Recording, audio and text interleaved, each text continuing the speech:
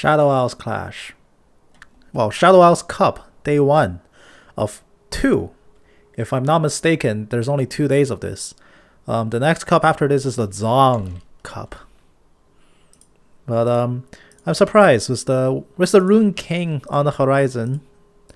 Viego himself coming into League of Legends. I'm shocked that the Shadow Owls Cup is only 2 days. You think that when Viego comes out and he's playable in Clash, it will still be the Shadow Owls Cup, but it will be Zong Cup by then.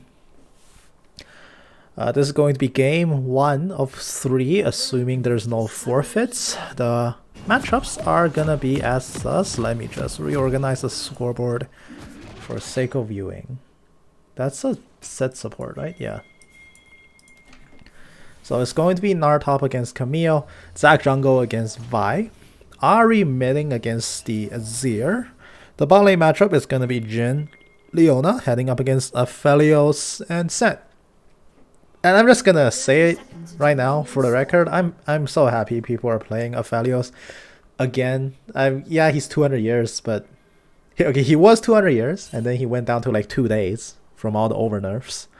And now he's seeing some more play again, which I'm happy to see. I love that champion. I don't care what anybody says. He may be 200 years, but he's my 200 years, damn it. I played him, I loved him. I'm happy that he's seeing a lot of action again. Well, not a lot, but he's seeing sufficient action again. He's not just either oppressively omnipresent, which is bad, or completely non-existent, which is also bad. He actually has a place. And I suppose for a champion like Aphelios, he always will have a place. If you see a good Aphelios player, he's just good. He will pop off. He's higher skill ceiling than people grant him credit for, but at the same time, paradoxically, he's also not that difficult. Although from talking to my friends or just other people, seems like the majority of the frustrations with him isn't necessarily that he's very unique. That's just me finding a good word to describe him. But it's also that people don't want to bother putting in the time to find out about him. If you have no intention of playing Aphelios, but you're playing against an Aphelios, it helps you to know what he does.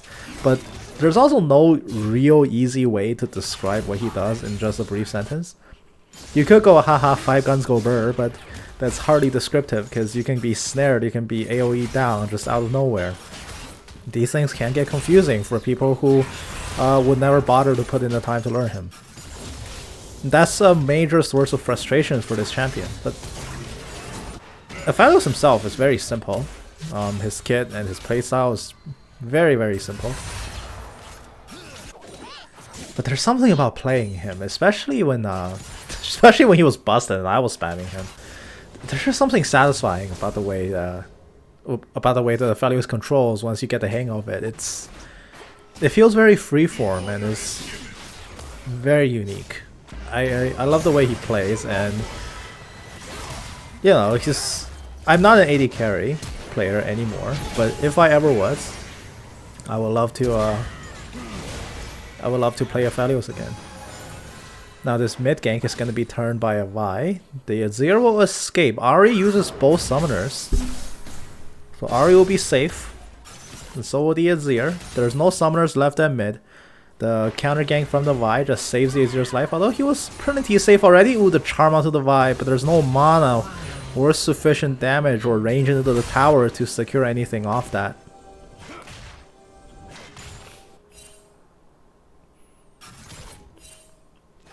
Now we're just 3.5 minutes in.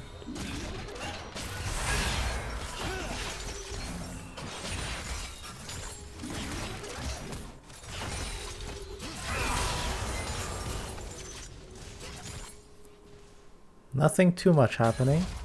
Although I will note that the matchups here at mid, Azir is favored. He is up about 10 CS. He has superior range over Ahri, and with properly positioned, it is hard for Ahri to land harass. I butchered our sentence with my pronunciation, but it is hard for Ahri to land harass. The soldiers provide so much zone, and it very easily outranges Ahri's entire kit, and she has to walk around this minion wave. That charm will whiff. Azir's out of mana, which means that will force him to recall or play safe. in the top lane. Gnar going up against the Camille. This is not necessarily a matchup that favors the Gnar, but at the same time, he can stay relatively safe against the Camille. Unless he seriously oversteps, there's no really big risk of Gnar dying in this matchup. Camille does have a ton of pressure onto him. She straight up beats Mini Gnar, and Mega Gnar is too slow to effectively match up against her. So he has to play very cautious. Unfortunately, farming on her tower as Mini Gnar is always a huge trial for no matter who it is. But he has transformed into Mega. That actually slows down his ability to farm under tower. Gnar's damage values are very awkward for tower farming. Camille is going to back and pick up first back call to try to further her income. She recognizes that in this lane that she has the oppression in this lane right now, and she would like to press that further by buying a call. But if this lane actually does go for a farm into a farm fest, Camille is still favored here. Camille's power in the mid game significantly dwarfs Gnar. Perhaps in the late game, where team fights are a lot more explosive and instantaneous, a Gnar would find slightly more use, but the Camille's early and mid game power is very oppressive. She is going to pick up a call to try to accelerate her own gold income by paying money. That is in fact how making money works. And it seems like blue team is going to go ahead and secure dragon number 1. But Camille just has a very easy time here. She's staring down a massive minion wave. She should be able to farm most of this without any problems whatsoever. As long as she gives Gnar some space right now, and now going for the CS. She should be able to sweep out the majority of that wave. Set is just doing sit-ups in lane as blue team takes the dragon, very casually working out in the middle of combat. So far a very, very even game, honestly. The mid lane CS and top lane CS here for blue team are looking a little bit low, but that's just because mid lane is getting outranged and top lane is getting outmatched by the Camille. But so far nothing explosive happening, but maybe this will be a start. Here comes the Zac that will force the Aphelios splash immediately. And here's the set being controlled up. The Haymaker shield is still there. He pops it up onto the Leona. No additional tower shot coming through, and here comes the Aphelios spray. The Infernum drives back the Leona a little bit. No casualties. Sniper bullet hits onto the Zac on the way out. He's winding up for a re-engage, not going to go for it. He still has the blobs up, but it's very risky. Red team very far under the turret. Oh, he's cancelled his recall. He's going for round 2. And he's going for it. Set! Beautiful cancel with the face breaker. Is it gonna be enough? The Leona is being exhausted up. She's slowly walking away, but it doesn't matter. Set is the first victim here. First blood to blue team. Deadly Blue under the Aphelios' feet drives him back. Blue team takes first blood. Zac stays in lane and absorbs about a minion, an entire wave's worth of EXP, but that's been made up for with blue team getting first blood here. Aphelios will mop out that wave under the turret. He might be forced back soon. He's running low on his resources. Jhin purchases Noon Quiver. Notably a very... Jhin buying an attack speed item first is always... It's standard now. I'll never be used to it, but it's standard now. Although Noon Quiver is not like Recurve Bow. Noon Quiver actually gives you attack damage, which makes it a better Recurve Bow. The only thing is that the only reason you buy Noon Quiver is to get a single mythic. Noon Quiver has no other purpose except that. However, as an item itself, Noon Quiver is a incredibly efficient item. It's got 30 AD and 15% attack speed, and the precision passive that Recurve Bow has for essentially the same cost. So it's just so it's basically a Recurve Bow with a pickaxe strapped onto his back, which makes it very strong, of course. But like I said, it's a mythic component. It's supposed to be overbearingly strong, or so they say. Just like Lost Chakra nowadays. It's strong, it's efficient, but you get it once for a mystic. Vi is going to flash over. Instant assault and battery. Can the Ahri make her way out? Oh, yes! The Ahri is perfectly safe. Beautiful flash, spirit rush out. And now the Azir might be in a little bit of trouble. Emperor's Divide is still here. He is going to shove back too, but the Jhin opens up the curtain call. He's in the middle of it. He's exposed to the shot. Jhin takes it and he kills off the Azir. Set running long distance, going to be rooted up by the Deadly Flourish. He will be safe and sound. Ahri finds a beautiful counter kill, and she will be rewarded with sitting on double buffs for a while. A beautiful sight for any mid laner to just get double buffs gifted to you. Aphelios walking up a little bit too far. He might get punished here. Not the Severum. Severum Q, not enough speed to get him out. Or I guess Relentless Onslaught, if the name matters. He will be caught out and killed off in the middle of farming. Blue team off to a significant start here. After some lull in the early game with all lanes farming, they come out ahead with 4 kills to nothing. Nara coming in, tossing boomerangs. 2 wards down to keep Camille spotted out. Camille might be in a bit of trouble unless the hookshot. Not enough damage. She was 1 auto attack off. Nara can transform. Vi might be walking into a trap. She knows that she immediately wall breakers back out the way she came in. A solo kill going up top in the way of Nar. Camille seriously misplaced that. Tied in items as well. It's gonna be, well, more or less tied. She just picks up her Phage, but it's gonna be Phage Sheen against Phage Sheen, plus a bunch of other random crap. Vi is going to dent the towers down. 2 plates into her pockets. Will make out like a bandit, but that's a very symmetrical scoreboard. Every single person on red team has died exactly once and has done nothing to make up for it. 0-1-0 across the board. Leona calls down the solar flare, locks up the set. He's been stunned up. He gets the haymaker off, but it's not going to be enough. Jin's kept casually reloading while running in front of him, going to turn around and pop him in the head. That's going to be another set dead. He is going to be the first player in this game to hit 2 deaths. And in this early game, red team is being dominated.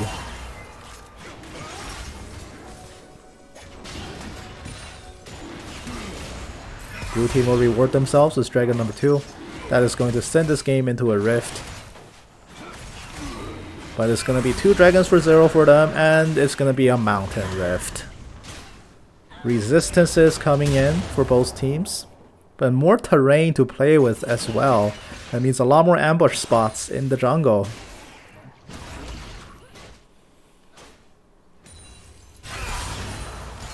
The most significant part of the map change of the Mountain Rift is that 1 rock at mid lane. It's just walking up the path and suddenly there's a rock. Oh, but there's the Moonlight Vigil. It's being used onto the Jhin. He's gonna flash out, taking almost no damage from the Aphelios. He's just not strong enough to handle this fight right now. The Haymaker will not hit the true damage cone. It seemed like it was the knockup, but it's not gonna be enough. The Curtain Call comes through. The set is gonna die to the Leona, while the Curtain Call bullet is being unleashed onto the Aphelios. Red team immediately retaliates by dropping down Rift Herald. This will not be first turret, but this will get them damn close. Herald's wearing up, charging in. It's down to about 80 health. Well, turret's down to about 400 health. And that's gonna be a dead first turret. Red team gets something back for their efforts. Nar cannot defend that, even though it does send the turret into some pretty beefy stats. I believe every plate goes down is like 40 armor or something. I need to double check that number. I just pulled a random number out. It might be completely incorrect. Here comes the teleport down from the Camille. She has joined the fray. Hookshot up. Completely whiffs. The ultimatum locks up the Jhin, but it's already timed out before the Camille even gets to move again. Zac comes in to play Peel. Camille's locked up. She's very low on health. She dies before the hookshot can hitch the wall. And the rest is just a set being routed away, but the CC is still coming down. He's being controlled. He will escape. Relentless Onslaught from Aphelios buying him some space, and he's going to make it out. But not after a very botched engage with the Camille teleport. The Jin's been tagged up, but unfortunately this Aphelios has been nerfed 8 times, so that is not a kill. No kills still for red team. They have a single tower to prevent themselves from getting perfect gamed here, but it is not looking good for them. They did take 1 tower, and that's all they have. That being said, the gold lead is definitely not reflecting an 8-0 game. It is still only about 1,000 gold ahead here for blue team. So despite being so much down in kills, the only real penalty here for red team is that they're down in levels. Ish, kind of. In fact, Azir is up on the Ahri. But overall, EXP loss in the top and bot matchups are mostly what's keeping blue team in the lead. The gold, very, very even, all things considered. That is still attributing to red team being higher range or more favored matchups in lane, allowing them to get income slightly faster. Not to mention that first turret gold with all 5 plays being taken, also a pretty big buff into their wallets. You can see Vi has beaten Zac to the first mythic of the game, just because she pocketed, I think, 4 out of those 5 plays up top. So all things considered, this is still anybody's game. These early kills do not matter.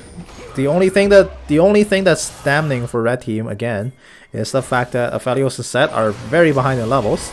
Oh, the Azir is gonna get charmed up. There's the cleanse immediately. It's going to erase the ignite. No, it's still ticking on him.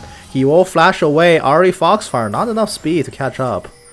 Azir heavily loses that exchange, but here comes the Vi wall breaker. She is going to dash back, not in, letting the Ahri go. But both mid laners once again blow both their summoners and results in no kill. But Azir might be the loser of that. He does need to go home. He is up the mythic item. Ahri has yet to buy it. And the Liandry's Anguish is a very strong mythic. Just the burn itself can help you farm even better. And it's something that not a lot of champions can endure for a significant period of time. You know, for an item that's supposedly so good at scaling into the late game, its laning power is also very oppressive.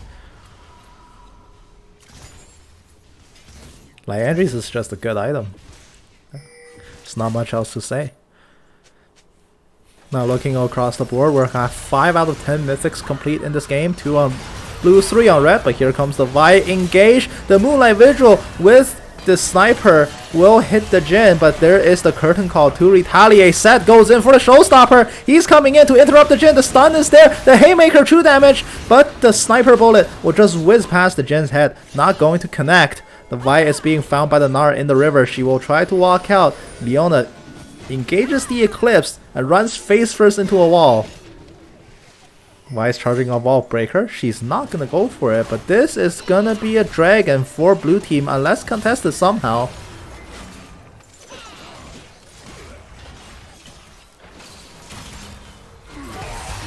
Somehow? No, doesn't seem like there will be a way. So is that red team is down 3 dragons to nothing. Just 17.5 minutes into the game. Oh, beautiful block! It stops the Vi charge forward, and the Gnar, for that outplay, rewards himself as a solo kill, but the blast cone gets popped, sends him back into the brush. Leona's Thousand side, providing support. Aphelios cannot commit, not into a full health Gnar. He will most certainly die with no mythic. Very strapped for cash too. He skipped the cloak in favor of getting tier 2 boots. But he's also sitting on 1400 gold. I do not believe that is enough. He is probably a few hundred shy. I don't remember the cost for cloak plus recipe off the back of my head. Actually no, I think he has it. If he doesn't have it, he'll have it soon. He is recalling right now. Yep, he got it. Kraken Slayer in the pocket of Aphelios. It is a significant power boost, although at this moment in time might be a bit too late. 9 out of 10 mythics are complete. The only one left is the Set, who has not picked up a mythic item. The winged what's that item called? The winged something. Winged carapace? No, winged moonplate. Dragon of Ra. Winged Dragon of Ra. Winged moonplate is not a mythic component, so that is not being used for a mythic item. He's getting Deadman's first, in fact. So he's very far off from his actual first mythic. Or only mythic, I should say. Curtain Call gets opened up. It is tagging in for the slows to allow for the Zac to come in. The Facebreaker is slightly ill-timed, but the Showstopper certainly is not. Zed will drag the Zac back into the turret, but it amounts to absolutely nothing. 10-0 still. Red team has yet to kill a single person on blue team.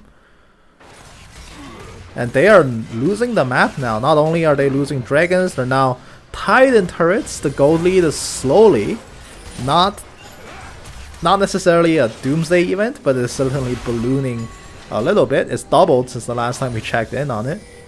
From 1,000 to 2,000 with 2 more kills, 1 more dragon in the tower picked up by blue team since then. It might be an 11th with Y getting caught out, but she seems like she'll be out fine. But meanwhile, here's the Gnar! Beautiful swipe back with the Mega! And that is gonna be a very dead Azir. His Emperor's Divide came out a bit too slow, and Shifting Sands was just not enough to get him out. Oh, the sweeper is sees the Zac, pulls him out of the brush. But nobody on red team is in position to fight this, so they will not bother to contest. 11-0. It is official. First player to die on blue team is the weak link of the game. Aphelios is next to fall. Set will not even use his shield. But there is the AD carry. He's getting the experience. He's gonna flash away. The Gale Force is not enough. Jin dies. He is the weak link. Of course it's the AD carry player. The Vi will swiftly pay for defiling blue team's game record. With 4 additional bodies collapsing on her. And over that series of events, blue team has increased their gold lead, albeit losing a shutdown streak to the Vi. Probably just about the least threatening target you can give that gold to at the present moment.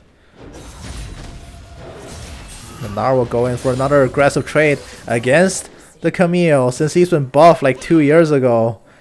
After level 11, he's guaranteed to have Mega Gnar on every transformation because they lower the cooldown by like 30 seconds.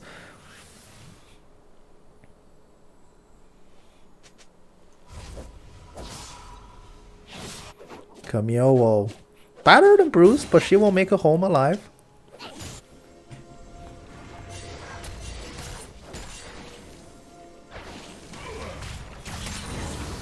Set going for a cheeky facebreaker steal, not gonna get it. Deadly Bloom under his feet. It's not called Deadly Bloom actually, is it? Captive Audience. What was Deadly Bloom? I swear that was an ability name. It's not on Jin. Sounds like a Zyra ability. It is not. Oh, Sato, the Facebreaker flash does not connect, and that might be the start of a very ill-fated team fight. But unless Ahri is the first to fall on the side, caught out by the Camille's ultimatum, this is a split team fight. The Leona goes in with the Zenith Blade. Jin takes his first body down. Aphelios up top, shredding the Zac. It doesn't really matter. This does turn out to be a rout here. They take one kill. Shredding the Zac, Logan? It wasn't the Zac, it was somebody else. Somebody was getting shredded up there. It was the Zac. He just tanked the Aphelios for like 2 minutes straight. Shredding is a relative term. He's getting shot at by 2 guns at once. Surely he must be getting shredded. I think he at least popped the passive. Now let's check then. Did Zac lose his passive? He did. He lost his passive. Aphelios successfully blocked him. That is a pretty good fight though for red team, all things considered. It is 1 body to, okay, well, 3 bodies for 1. And just as I was saying how they did get 1 shutdown, it doesn't even matter because 1, that wasn't the shutdown, it was on the Ahri. And 2, they lost a 3rd body, and now Dragon Soul.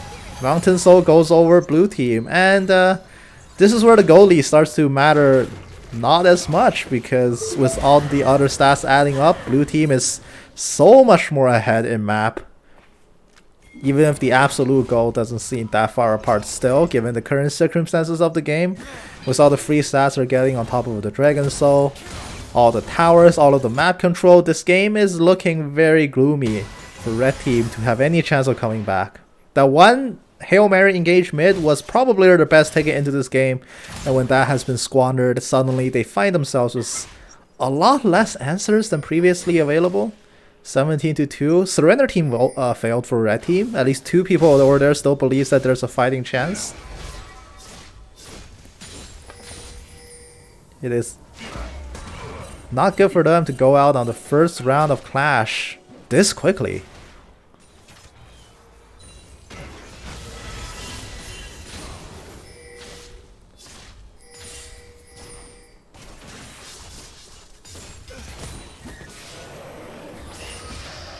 Now Baron Vision is next. for blue team. Although they're so strong, they're just gonna walk in and start doing it. What is red team's response here? Probably none. Seems like there is none. Nobody on red team is positioning for this. They just saw Leona kill a ward and Zac walking up to burn it. They know that this is happening. They don't care, because they can't really do anything about it. Even if they all walked in, that is just certain death. Aphelios getting engaged on by Mini Gnar. Zed is gonna hack splash over! He's trying to be a hero, but he is just a big zero at the end of the day. Meanwhile, Gnar does actually kill off the Aphelios in a very prolonged chase. He turns Mega. He's lost absolutely no health throughout all of that. Aphelios was just running for his life and he didn't even get it. So that's going to be 3 bodies plus Baron. Red team is just giving up everything they have. And they're allowing blue team to take it all. They've only killed 2 people on blue team this entire game. The only question remains, will they go out with only 2 kills or will they somehow find another one? But it seems like with each growing team fight, with each growing push, trying to kill anybody on blue team is becoming a Herculean task. Azir just dies without too much of a fighting back. Set gonna get controlled. In fact, he gets controlled so hard the spectate is frozen. We will be staring at this shot for a while, I imagine. Why is spectate bugging out so much like this? Okay, let's rewind 15 seconds and see if that fixes anything. Alright, we're gonna have this engage. We're going to watch Azir die in HD glory yet again. Here's the set running face first into Solar Flare, and once again it freezes perfectly on this single shot. Let me try to get this replay file back up and see the end of this game. So, what I've noticed is with this patch specifically, or this and the last patch specifically, if the real-time game has already ended, the spectators has a chance to freeze and not play. Which tells me that, to no one's surprise, the game did end shortly after that sequence. However, I am inclined to see us through. I'm inclined to see who dies. Because look at there, there's a death. Red team takes another kill. Who is the scrub? Who is this noob who died? We must find out. Let's fast forward through this replay file. Alright, we're going back to live. There it is. Azir gets controlled up. CC, he dies for a 3rd time in this exact spot. Zed gets controlled. He will die without Haymaker. And the rest of the team fight is breaking out. Someone's getting controlled. Oh, the Leona snared under the tower will be the 3rd body of this game. I never would have thought Ray was the one. It turns out that's just going to leave the top and jungle deathless. Red team's turn comes through. They call the GG. And blue team takes the win in game number 1. Now they're heading to game number 2.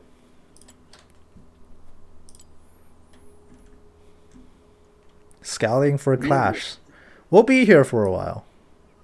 They did win in very quick fashion, so it might take them a solid amount of time before they can find their way into their next game. Or they find it instantly. They're still scouting for clash. They haven't gotten into champ select yet.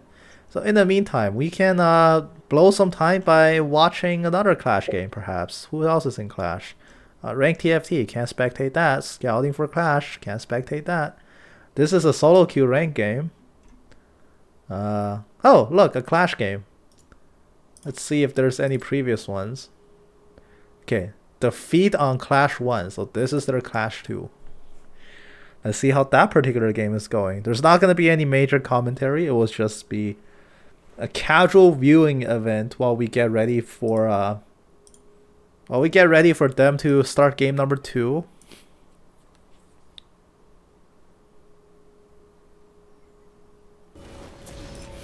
Alright, what does the score look like here? 7-6.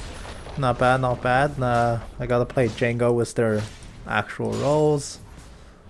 Mid lane Echo. What a shock. Is that mid lane Morgana? It is. Alright. This is gonna be a dragon fight. Time control says red team's already gotten it. Seems like they do when Kane just kind of walks in and takes it over without too much of a say from blue team. Hecarim is, oh my gosh, that is just overkill. Turning him into glue.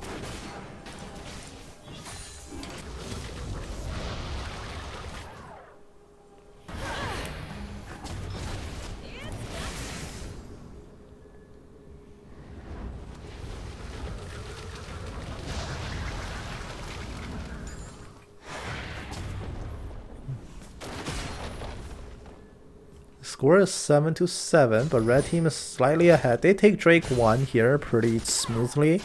Not too much of a fight. Interestingly, top lane here is Tryndamere against Ornn. Ornn did get the correct first item. That is what you get against Trin top. It delays your mythic, but it makes you be able to get a mythic at all.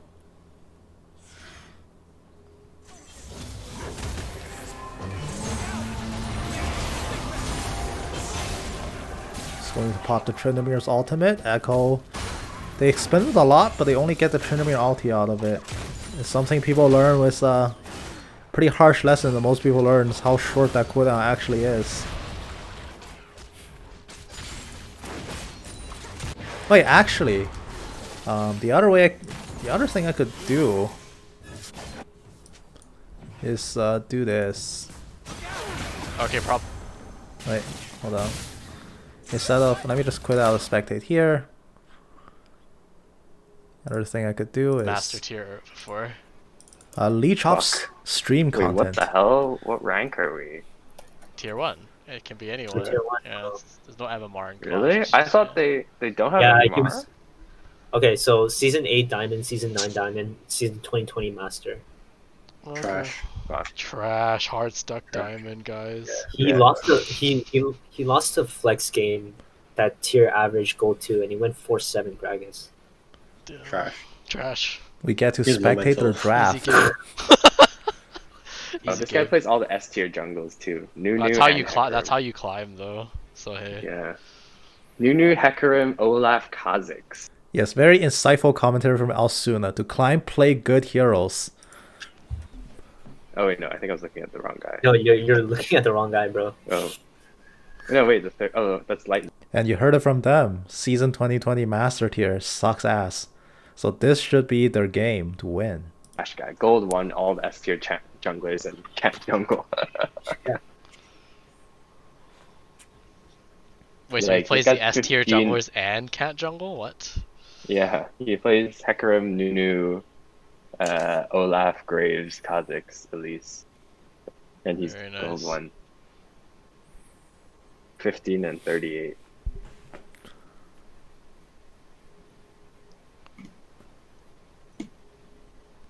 It does seem like they have found their next opponent, so they are just waiting for the next game to begin. In which case, it should be fast. They're probably good like mechanically, but probably not so good like team comp, shot calling, that kind of thing. I wonder if he knows I'm just leeching off his stream content by recording it back on the commentary. Out that win Wait, rate. who is it? I don't see anything 13, on your 37, stream, 12, 34, 15. You don't see anything on my stream, but on my recording screen, I'm watching their stream.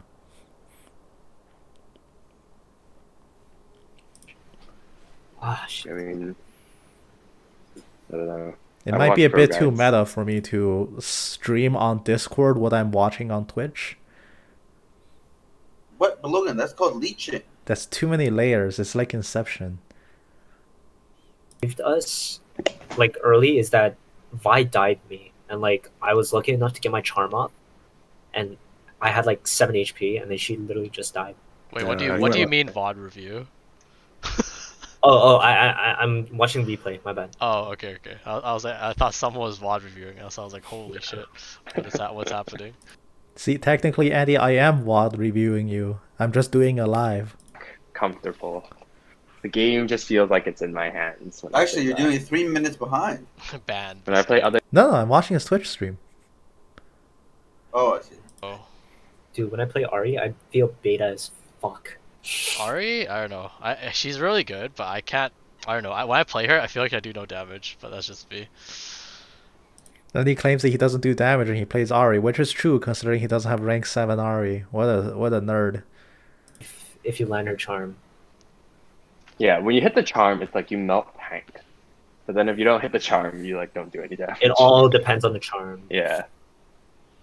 If you hit your Q, or if you shoot your Q into a choke, you'll chunk like 5 people.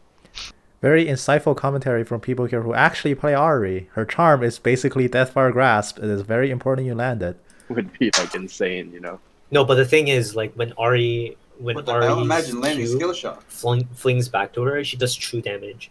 Yep. Yeah. No, I get it. It does damage for sure. I'm just saying that like if you're in that kind of like an ideal scenario, there's like a lot of chances that could like do some crazy things. Yeah. Team B. I go. This guy was Lucina.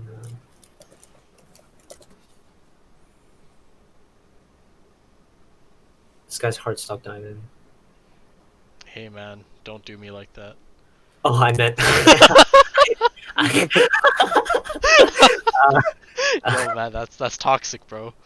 Wait, this guy's Heartstock Diamond, dude. I think we lost. Yeah, dude. Like actually, if you Wait, I just realized that last game we went 3 and 24. 24 and 3. What's that? Yo, if anyone, like, from whenever I play solo queue, the #1 flame I get is someone on my OP.GG being like, your heart stuck 8 season diamond.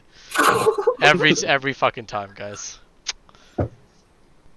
Just say you don't as play opposed to what, like LCS, right? Yeah. Well, I mean, literally every season I just get to diamond 5 or 4 or whatever, and I just chill. So I don't know. Yeah, this. Yeah. The one this time AC is I got actually- to diamond, I quit League, and then I didn't even end the season. Wasn't that when like we were playing Scion Scion Plistopod? support. Yeah. Yeah. With Back Comet. when That Comet was Scion hilarious. was broken. Oh my That god. was The one fucking time I hit hilarious. diamond. Dude, Those were the days, man. And then they nerfed Scion support to hell. Like, why? Like, no one was even playing it, okay? Wait, it was pretty gross, man. You put Comet, you land 1 Q, or you don't even have to land the Q. ADC's, or you land 1 E. ADC's like half Yeah. HP. Yeah. Like, what the fuck? Ah, those were the days. Wait, what's happened? Why are you waiting so long? Is you guys still not done? Guess Damn, not. must It's be a real nail close. biter. the master player team probably had like all his teammates fading, and like the master is trying to like Try to carry us, drag their corpses. Yeah. like, And he's flaming them for, like, not grouping properly. classic. Classic. If only you could spectate games from ongoing Clash, so you can actually tell what's happening. How did they even get to tier 1 if they're that ranked? The Plat guy was probably season 10 diamond. So that's Oh. instant tier 1. Damn. If you have a diamond player, you're tier 1. Doesn't matter. You can No, have you 4 need bronze. 2, right? No. I thought you need 2 diamonds. No, you can have. because You can have. because one Andy's tier, always one diamond. No. Diamond 1, like high diamond. Oh, diamond 1. Yeah, he's sorry. diamond. Andy is claiming that as long as you have a Diamond 1 player, you are set for tier 1 even though the rest of your team can be bronze. That is entirely incorrect. The counter example I have is that one time we went up against a Diamond 1 in tier 2, and the rest of his team was very low elo. Okay, Lilia, Camille, and Kaisa. Kaiser for sure. Other ones. And then other bands would be Rakan, Seraphine? Seraphine, Rakan. That's about it. Yeah. This Italy. guy plays in Italy, but I'm looking at the He game he plays won on Lilia Italy. He plays mainly Lilia and Kindred in ranked, so I'm assuming that's who he's most comfortable with. Well, I'm looking. That is a very scary scoreboard from last game. 12-2, 16-1, 10-4. Wow. 2-1, 23 Seraphine support. Yeah. Like, I don't think the Nelly is a problem. Yeah. It's either Kindred or Lilia for the jungler. Yeah. Yeah, I'm more afraid of Lilia than Kindred. I know Kindred's like a good champ, but I think we I should don't play know. around I Dragon. never I think we see, like, should really play good around ones. Dragon again, like last game. Having Dragon Yeah, control is for like sure. super important. Mhm. Yeah. it's just different because like because you guys are like so aggressive bot. Like, Here you have them disrespecting Kindred comparing to Lilia. I don't blame them. I do think Lilia is a lot more powerful than Kindred, but now that they said that, they're probably going to let Kindred through, and I'm going to laugh so hard if a Kindred stomps them this game. I've We been do feeling feed it lately. Wait, who plays Kindred? We do feel it. The We enemy push out jungler. Twin Dragons up to try to get some control, and then like that's why Zach has worked. Wait, We're looking- Logan, I don't see the stream of the clash. It's anti-streaming on Twitch. Well, Oh, okay. they're looking at the enemy jungler, and there's like Nidalee, Lilia, Kindred, and they're just saying that they're not scared of Kindred. I do hope this guy makes them scared of Kindred. After I was like 5-0, so I mean, it was like they were just stuck at tower. Yeah.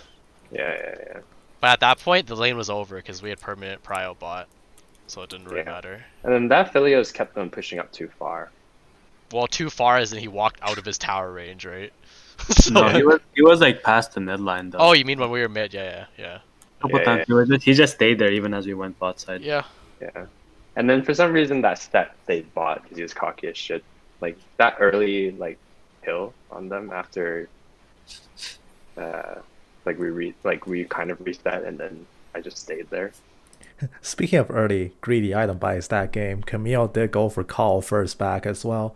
Although things like these, they're more indicative of why it's kind of pointless to re-examine a stompy game, because a lot of these discussions center on, hey, this is how scared they were playing because we were 5-0, which isn't necessarily valuable analysis, and it doesn't really teach you any lessons about going into the next game. Judging by their match history, it's one team who stomped another versus another team who stomped another. So both these teams are feeling pretty good coming into this one. So it does look like pre-game, at least mental-wise, both teams are coming in with more or less the same mindset of they're really strong. So evaluating games like, boy, look how scared they were playing. Well, obviously I'm only hearing a fragment of this conversation, but a lot of the focus on the conversation here should more or less be into what they're drafting as opposed to what the enemy team was doing last game. I do hope that obviously I do hope that the team I'm commentating for wins it all. Like, you only have 5 minutes to scout. To check jungle like that. And The problem with like walking in together, I feel like you just like line up for like a good combo for them. it depends. Like I have blue orb. I can blue orb it first where we walk in, shit like that. Depends on their comp. Yeah. If they have like an Amumu, then maybe not. Because it just depends. You have to see. But yeah, main thing is you can push up lanes to get vision, and they have to react to it. So they have Oh, to walk don't out worry. of the jungle. ECW Okay, doesn't okay, need 5 okay. minutes. This is an Shot easy makes W, man. Okay. Yes, yeah. Oh. Yeah, generally you push up Eddie lanes, ditched and then they have to EZW for clear this it, so you can clash walk to in your clash with jungle, get wards GPA. in, and that's how you get Okay, control okay. back of a lane. Yeah, okay. If Wow, it gets to a no point way. like That's yesterday, fine then. where they literally pushed up all of our lanes, took both of our jungles, like it's just you might as well FF. Like, Yeah. yeah. So It's a very good point here by Elsuna, getting pushed in like that. Losing prio and all lanes kind of suck, which is why drafting for lane prio is very important. You could draft for a synergy or team fight, but in nowadays, the modern meta, if you just get out prioed in every lane, the game is over. It is very important that your jungles can roam free in the early game, and if not, you fall into a very passive playstyle and the game is lost around you. It happens so often that it's very frustrating to deal with. Drafting for lane is almost always superior. I feel pressured now, guys. That's only if we're like behind. Like basically, like when you're behind, you need one person's strategy. Otherwise, it's like, you know what I mean? Wow, they really hate your Yone. Because Yon is But fucking Logan, broken. Then I you haven't have seen the that late happen. game. You won't get there. Who was our first ban? Telling me that Shit, 04 Vayne no. is not You going can to pop ban off? Lilia No. first. Lilia. Unless the And enemy Lilia team then throws bans your Kai'Sa, 04 then vein Reveal. is not popping off. Okay. Wait, were we banning Nidalee or no? Alright, so we do see first ban Lilia and first ban Yone. Oh, Kha'Zix. What if it's Why are Kha'Zix? they banning? Yo, You my stream 100% win rate Window, Kha'Zix, window. man. Oh. Just watch the Twitch Window stream, goes- man. Oh, and Window Kamindo. goes And Kamindo. And His- Oh. On ranked solo duo. The only question is, will they ban the Kindred? Wow. No, they No, banned the no. Kaisa. Okay, Yeah. let me see if I can stream this. Interesting. That's really good because he's pulling in all the jungle There you bans. go. I streamed Oh, it for you. another Fiddlesticks ban. Okay, Wow, first. I Another love it. Okay, our last ban was Camille, right? Camille. Camille. So, We might be able And to now- get Zach and someone else here. We'll see. They're definitely gonna go Samira, so we need to pick champions that Why Samir? He plays Samira and Yeah. Kaisa. is here. can you just Yeah. go, Samir? Is could, this the yeah. You Kindred also pick? know he plays a Felios too, though. His main is actually a Felio. You can see where he goes. Yeah, but Samira is like more Samir's OP. broken. Yeah. If the Kindred, I can go Samira if we Okay. want to. like, assuming their jungler is actually picking Kindred now, makes sense to take out Kha'Zix and Fiddle. He's not broken. She's not broken, no. She's Alright. pretty strong though. Okay. So yeah, Felios. I feel this. All right. Get Okay, that Zach. Zach. Give us time. Don't pick it. Zach Yeah. and do you want to pick Leona? I'm still supposing this is a Kindred, in which case, Zac is okay. Like, I don't think Kindred's ever scared of tank junglers like Zac. It is more so champions like Kha'Zix, which just shuts her down by killing her outright, or Fiddlesticks, which is impossible for a Kindred to ever trade into. Yeah. I mean, I'm down. Malphite was good. strong, Yeah. We need some AP too. Zac isn't necessarily too big of a deal. He's very telegraphed, So I'm and gonna pick Kindred has Malphite now. a I million pick years worth of support time here. to react to him. So I'm gonna pick Leona or Seraphine Let's then. do Leona. I'll pick either Samira or And not to mention, in season 11, Kindred usually goes for very squishy, high damage builds, and she's actually one of the few picks in the jungle, as far as carry jungles go, that can just melt tanks with the help of mounting dread and mounting stacks you get. Because as you get more and more Kindred marks, you have two sources of percent HP damage: your W chips for current health, and your E executes for missing health. So it is. She's actually very potent into HP based tanks. She just Or- destroys people. Or just play Yi and kill them with true damage. Or just play E. I don't actually like Master E, and there is the Kindred lock-in. probably ADC here actually, because there's two ADCs banned and they can pinch my pool because there's not that many good ADCs right now. Who do you want? Pick someone with damage early. Can Samira block threshold? Oh, Yes, you can. Okay, give me Okay. Samira. Give me Samira. Okay. So they do go for early damage, so they pick Samira Leona. It can be very aggressive level 2, the all-in potential is there. It is going up against Thresh and Aphelios. I don't know too much about bot matchups, so I won't comment at length on this, and what I say might just be entirely wrong, but I'm not necessarily a fan of this. For absolutely no reason other than just probably misguided instincts. Alice your top. I don't know. Like Galio? Why don't you just ban Galio? Yeah, I like don't even know what batting Yeah. as well. take it off the take him off the comfort pick. It's not his comfort pick. He just doesn't play anything. We Well, don't I even think know. I'm only banning it because it's easy to aim at Kindred ult. Because everyone's gonna be Is that- stacked in it. is that It's just Andy Galio Samira? piece of shit. Yeah. That is Andy Samira. Darius, make it easier for Malphite. Yeah. How good is Garen against? How good is Gang playing against Malphite? It's an even lane, I think, right? Oh, there's Oh, Malphite. I'm pretty Wow, sure they knew. They're listening to my You- stream, guys. It's over. No, Andy, I'm listening to your stream. We can also take out the this guy plays Chiana if you guys care about that. Kiana? Kiana. The Chiana. Can you guys stop mispronouncing it? up to Matt. I just don't know who their top lane Sorry, the plays. Kiani. You mean Keanu Reeves? The Gangplank last ban. Just so Very that you interesting can't follow pick up here. with us as easily if it's all. Okay. The one thing so far from That's Red other Team's ban. draft, obviously they have wow, Yasuo and Yone ban. Do you have any AP tops in there? I guess you could go with Kali. We don't. Well, okay. We don't really have to prioritize like having AP champion if they don't have a tank. Just throw that out there. Yeah. Oh, Just sure. keep that in mind. Wait, what is Matt's pull Wait, now? what am I picking? Or do you want to just go Ari again? Or don't No. pick midget. Don't pick midget. Can we? I mean, can we get? assuming- Ord? Can we get Ord? Assuming they are picking a Garen, which blue team seems to think they are, it's probably good to not pick Warren into that. Yeah. All right. It's time for all the damage mid lane. What? No pressure, no pressure. No pressure. Fiora. Oh fucking Fiora. hell. Oh, Yeah. Not really bad. For Orin, yeah. Yeah, it's pretty hard match. But Hey, Garen will also be pretty awful for Ornn. It's a resources champion that can easily regenerate, which means that Ornn's trading patterns don't really do too well against him. Not to mention he just has flat DR with W, making it very hard for Ornn to actually do anything. On-demand silence and judgment is not something that Ornn can deal with, and the tankiness of Ornn mostly gets completely negated by the fact that Garen just has true damage. Fiora is also pretty bad.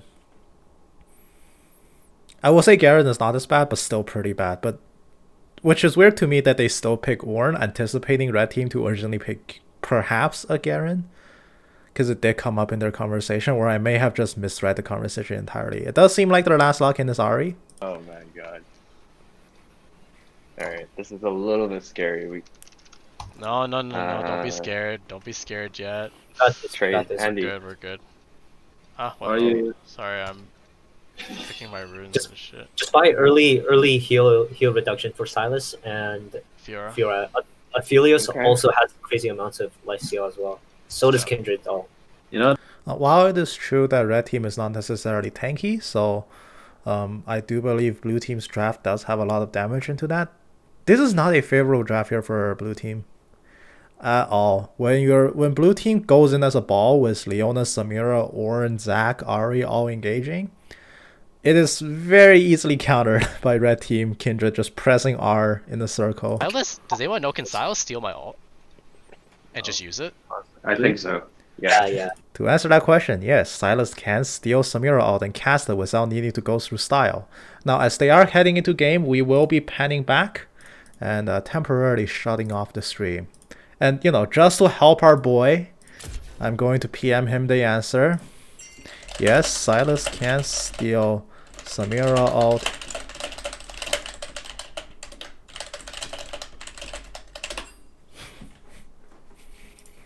There we go. I've given him the intel. And here we are heading into the cast proper.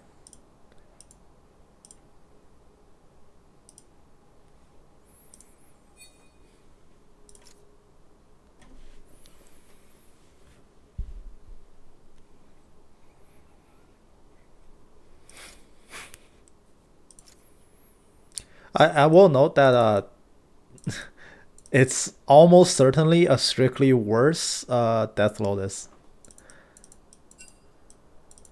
Almost certainly. But he can keep walking.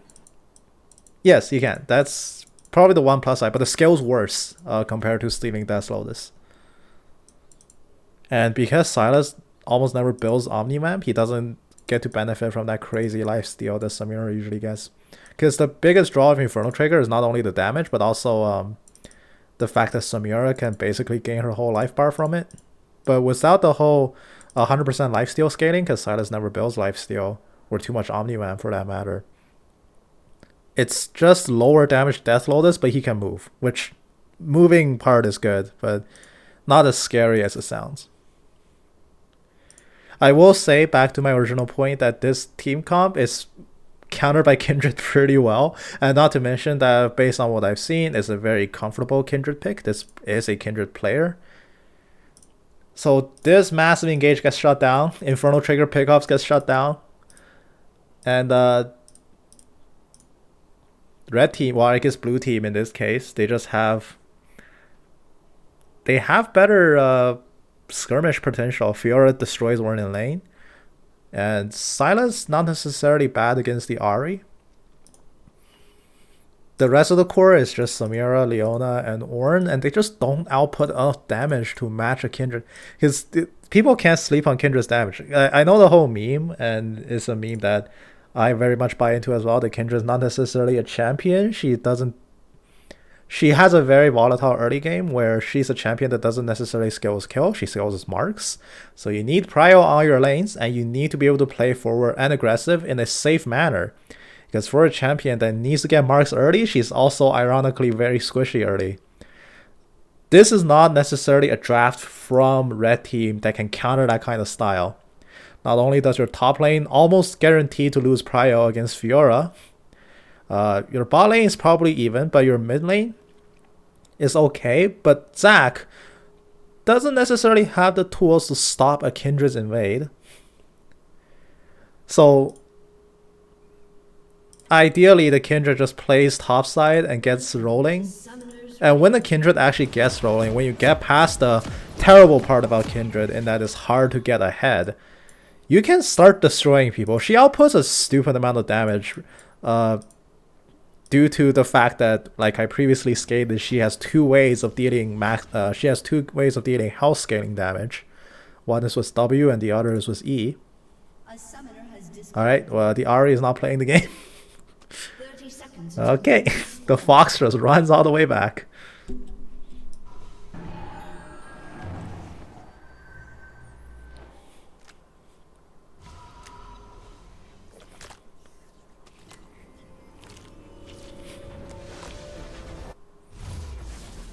The invade is not happening. Although even if it was, it's be like a 5v4, so they can't stop this. That's a very interesting chroma. I myself used the free chroma I got with 300 Spring Blossom tokens. But the green chroma is very weird. I'm not too big of a fan of green skins in League of Legends, just in general. If a champion with a green skin has a blue color chroma, I most certainly pick that up. I just think it looks better with the green background of everything. Look, the green hater. Green used to be my favorite color. Used to be. I swapped since hitting puberty, I guess. But now I find green to be middling. Don't tell Nandy.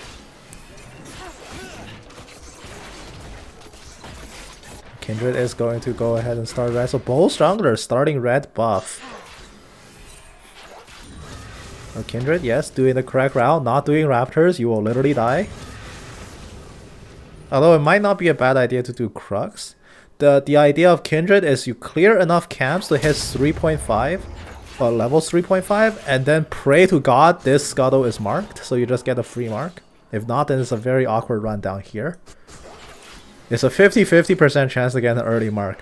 Not necessarily like game breaking, it doesn't matter if you lose that early mark. But contesting this, like if this gets marked, you're a happy boy. It is usually most Kindred usually start bot side. It's usually the scuttle that you're opposite the side that you're starting on. You're hoping that you hit the 50-50 and that gets marked. It will get you pretty nice power boost early. It is marginal, but it starts your stacking. But then you should always make sure that you start on the opposite side of whatever the enemy jungler started. Because if the enemy jungler contests that scuttle, you're gonna lose it. You just can't fight early levels for shit. Yep. Some junglers, Kindred can't be some junglers. She can be Zac, for what it's worth. Even if they did start on the same side and the scuttle spawn, Kindred actually can bully Zac out of it. Zac has no good way of pouncing on the Kindred because slingshot, you had to be very stupid on Kindred to get hit by the slingshot. And this is why you should stay for one more camp here. Not necessarily raptors, it will chunk you hard. But this is a very inefficient route where you clear top 3 camps and then just run all the way bot, not necessarily do anything. It is going to be a bottom mark, but the Kindred's going to ignore it in favor of making this gank happen. Here we go. The Thresh is coming. He's level 3. Flay goes down. Samir is saving Blade Twirl. And it's going to whiff. Kindred loses the mark on the backside. Can she make a kill happen? She pretty much has to get one. First blood with the lantern pull back. Kindred is out of there. She gets the kill. She will lose the scuttle mark. She can see the scuttle timing, knows that Zac is close by, he just killed it. So now she's gonna go back to her jungle. Now suppose if Kindred didn't get that kill, it would be disastrous for her. She's losing a lot because this was already a very inefficient path down, but she was rewarded for it with 300 gold. So it doesn't even matter. But this is why usually if you're not planning to early gank, that early gank did pay off. But if you're not planning to early gank, you take 2 camps on the side you start on instead of just 1. Because it gets you to the scuttle as soon as it spawns. Otherwise you have to sit there and wait for like 10 seconds and it's awkward. Ideally you want to be level 3.5 when it happens and it gets you a free mark. But she does lose the mark. Leona was not marked at the time she was killed and she didn't get the scuttle. Still a 0 mark Kindred. Fiora gonna get jumped on by the Zac, and here comes the Ornn engage. Oh, meanwhile bot lane. What happened down here? Let's rewind 15 seconds and find out. We see a Samira very low. Aphelios. He will get a kill on her very soon. Cannon Snare! Ooh, beautiful combo. And flashing with the Infernum. Easy kill. Samira overstaying after using Blade Twirl. Although, to be fair, there was no escape after that happened. Slash flash in for the flay. One more hit from Leona will do it, but no! Aphelios gets the double kill. Meanwhile, Ornn running for his life. But Fiora will be killed off by the Zac. So it's gonna be a trade kill up top, but it doesn't seem to matter that much. Ahri's level 5. No real escape aside from Foxfire Speed. Beautiful charm to cancel the abduct.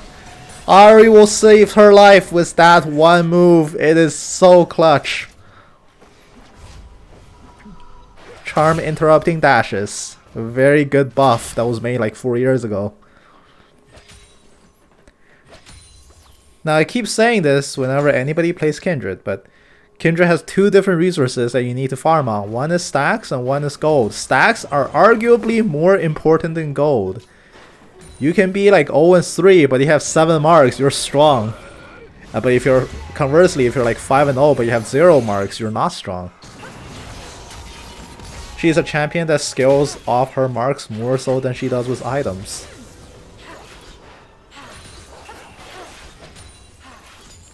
The huge part of that is because marks empower all of your abilities in a way that items can't. Her abilities can get empowered in 2 ways. One is just buying items for attack damage, which makes her skills do more damage. And there's another component to all of her skills, which just gets stronger with marks. And that's something that no amount of money can get you. And usually that is the more valuable part of the two. On your passive, you get increased attack range, which is something that no item can give you except Rapid Fire Cannon for 1 attack. Your Q gives you increased attack speed, which is a lot more gold efficient in terms of getting just raw stats, because the attack speed steroid is massive, it's 5% per stack. Your W gives you more percent health, percent current health damage. It is mixed damage as well, it comes out as magical, so it's harder to defend against. Although, granted, Wolf's Frenzy, never too great of a killing tool, but in poking and sieging, it makes you that much more difficult to deal with. Mounting Dread is the big one, but hold that thought. Thresh is going to get engaged on. Zac is jumping in. Samira, no juggle. The Lantern grabs the Aphelios out. They're both safe. It seems like, no, the Thresh might fall. He's very low. He does die to the Samira. They body pile on top of the Thresh and kill him off. They get one back. But I guess going back to the original train of thought, Kindred E is the big draw when it comes to her passive empowering it. More missing health execute is a huge amount of extra damage. Granted, it is a pretty marginal percent per stack, but that adds up fast. Doing like 6% additional missing health damage with 5 marks is very big. That is like scaling up an ultimate by 1 rank big for most other champions. It is a lot more important for her to get those marks than get those items, in a way. Now Ornn is going to sound the Ornn Horn, but completely misses, but it doesn't even matter as the Kindred comes in, secures the kill on the Ahri. That's going to be her second one. Leona jumps away, but there is a knock-up into the juggle by Samira. Silas dies as the misogynist he is. Good riddance. Hashtag feminism. Wait, what? Silas's name is I'm a misogynist. Oh, I see. At least he's very honest about who he is. At least he's very honest. Hashtag feminism. I support the movements. Ornn teleports in up top. He is down 40 CS compared to the Fiora. Now we did say it's going to be a bad lane for Ornn. Perhaps not this bad. He once again gets a correct item. You need Bramble S first, or Fiora will just completely destroy you. Granted, he is already getting completely destroyed. Now the Zac getting invaded on. Wolf takes a big bite out of him, but he steps on like 4 blobs on his way out, so he's perfectly safe and healthy. And Kindred, yet to take a mark off him. She's marked the Zac and never changed her target. It's standard practice to mark the jungler as soon as the game starts, in case you get an early cheese kill. But after that, when 90 seconds wear off and your buff starts spawning for the first time, you usually switch it to the gank, to the lane you gank, so you can start stacking. But this Kindred right now still 0 stacks to work with. And once again, that mark didn't arm in time. She still have Ornn marked.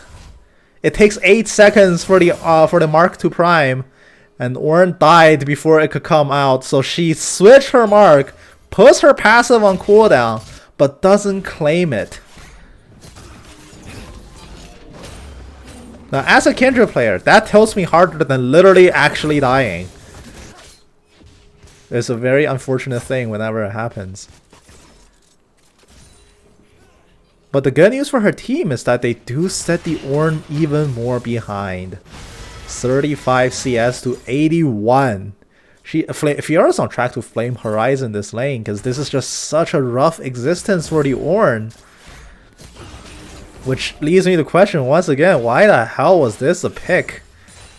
They were perhaps scared about Garen in the draft, and there's also a possibility of Fiora, but Ornn is certainly not the answer into either of those two picks. And here comes the Zac gank down bot once again. This is a very bot-centric team, as Zac has paid a lot more emphasis to bot, but this might just be a free escape, and the kill on the back of it! Oh, Aphelios gets the counter kill onto the Samira. She oversteps, does not blade her away the hook, and Thresh connects with her under the tower. Fiora tanking a bunch of minions, and she doesn't even care. She's just so ahead in this lane. She's got Vamp Sniper and Tiamat. She can lifesteal back all of the minion poke. And Ornn, he lacks the damage to deal with Fiora. Fiora shuts down his entire burst, making it very hard for him to trade back into anything. The Zac might overstep. He jumps in at the same time. Kindred hops into the lane casually. Leona's gonna hook back out. She's in a lot of trouble. The arrows are coming in. Kindred drops the ultimate on herself to protect the Aphelios from that tower shot as well. Nobody has died yet, but here comes the Samira cleanup. Aphelios is the first to go. Kindred is being routed. Inferno Trigger comes out. The Zac gets blobbed up. Samira gets the double kill. Quell of the Forge God. Horn gets blown, but the Ornn barely saves his own life. Spirit Rush gets stolen by the Jack. It is a high-speed chase. Spirit Rush gets stolen by the Silas. Correction. High-speed chase down the river, but no kill as a result of it. Kindred does make it out. She's carrying a bounty on her. 600 gold worth to her killer.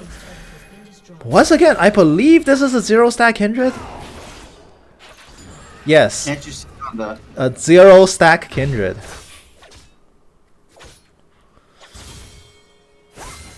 This is what I'm most afraid of Kindreds, of going very Gale Force over Kraken Slayer, a valid choice, but not going Kraken Slayer is a coward's move, so I will call her out on that for being a coward. But Logan, Gale Force is broken. Come on, you can't blame her. I cannot blame her for picking the broken item, but Kraken Slayer is more Chad, and you cannot deny that.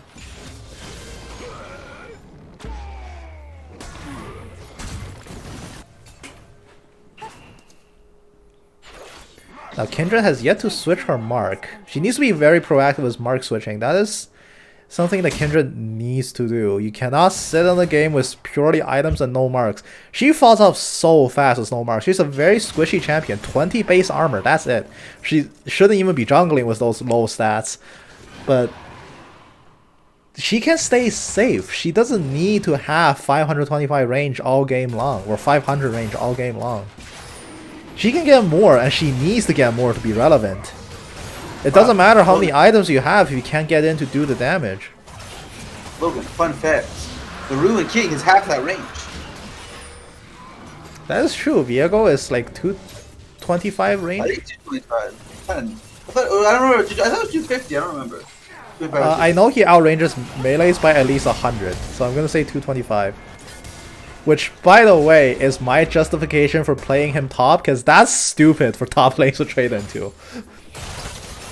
You just outranged him by 100. That's stupid. That's my justification for running Viego top when he comes out.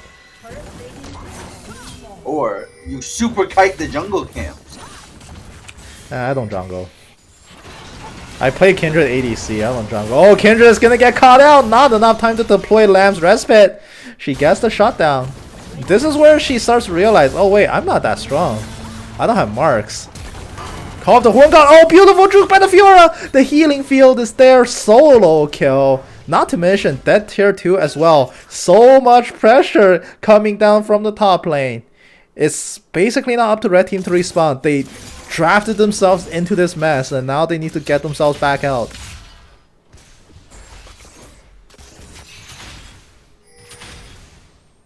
And this is why I ban Fiora every game.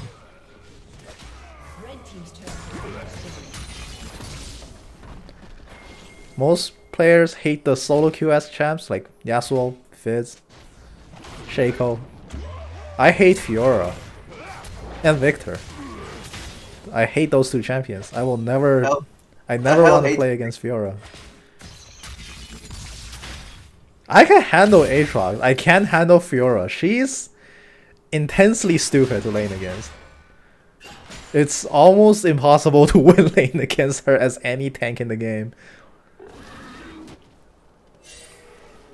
And we're seeing it on full display. Fiora's 70 CS up.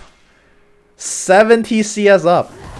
The difference between their CS is more than what Kindred has farmed. Yeah, that's just a big top dip. What the hell? This is a huge draft diff. Like this is not a playable lane for Warren. He can't do anything into a Fiora.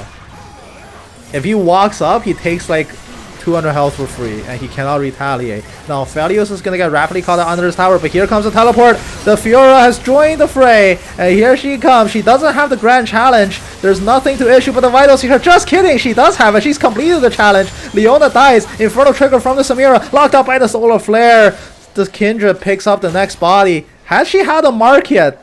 Seems like the answer is still no. This might be it. Okay, she sees the mark. She's hopping over the wall. She's getting the raptor. Nope, she phase plants into the wall rather. The red team sees this. They know she's going for the mark. Is there a punish here? Nope, she's going to claim it. Is that her first mark? I think that's her first mark. Oh no, that's her second mark of the game. But unfortunately, she doesn't power spike until Has she 4. not been farming enemy jungle camps at all? What the hell? Doesn't seem like it. We're at least getting very unlucky with mark spawns, which can also happen. But mostly on her, she's got 6 KP, but no champion marks taken. Because she's just not switching her marks. I get that Ornn is the weak link, but it's very inconvenient for Kindred to ever kill Ornn as soon as that tower fell. She should have switched it as soon as that tower died, but she's still sitting on the Ornn mark, hoping to get it one day.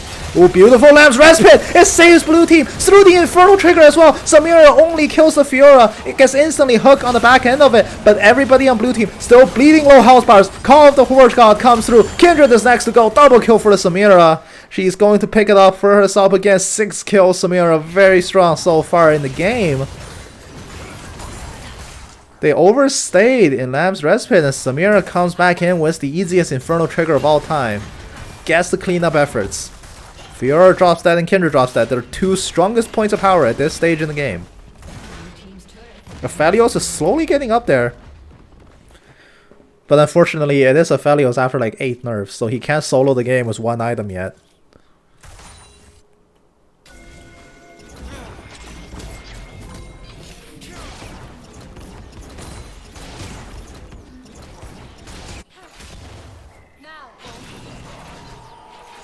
The next marked camp is the Grump.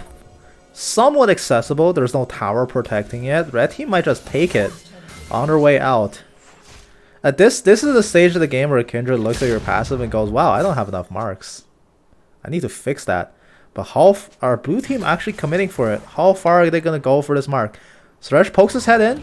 He sees that the frog is still up. He sees that the frog has reset. Pings are going down on red team. But it seems like they're just not going to take it here. Blue team will go ahead, secure the Drake. Kindred, is she going to turn for the jungle? No. She will be smart and not walk through the scuttle and forfeit that mark. They know it's up. There's a word on it. They know they can just go take it. Leona walks through. Vision's cleared. Now it's a lot harder to walk in and take it. And that's just might be a dead Grump. They're denying the Kindred marks. They're doing a very vigilant job of it. This Kindred still hasn't switched her passive mark. Stop marking the Aura, you're never gonna see him. This is the part where the whole red team knows that they have strong points as well. They can play through the Zac, who is tanky. They can play through the Samira, who has a crap ton of damage right now. And right now, they can just play through it. And they can buy Ornn time. He can farm and be strong. Which means that the Kindred will never see his face. She needs to switch a target. The catch is coming down onto the Fiora. Call of the Forge God. Everything gets dodged and parried. 2 ultimates down for nothing. And they come in this 3-member bot with nothing to show for it. What does blue team do? They do the correct move. Instant rotation top. They press their 5,000 gold lead, a higher number than the entirety of last game.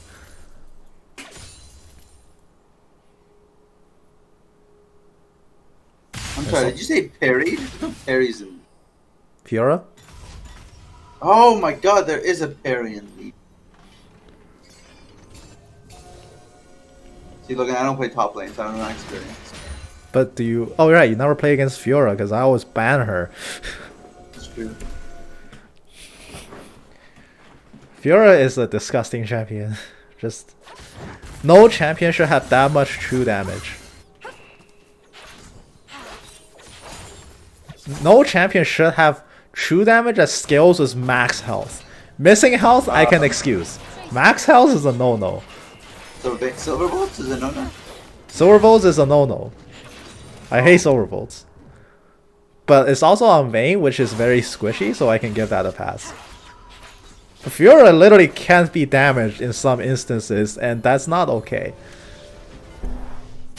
But also, her max health damage is like 4 times more than silver bolts, and she can do it in like a third of the time. Which is just not good. No. Max health true damage is a mistake. Now Phalios cannon pulses on 3 members of red team. That's going to force them into a 3-member reset. Pick up more items. Samira has collector done. She is at a very strong point in this game. She's going up against Runans as well. Phalios' next power spike is not until 3,400 more gold away in the form of Infinity Edge. So he's going to be a while off. How much money he's got? Nowhere near enough. He's waiting on a pickaxe.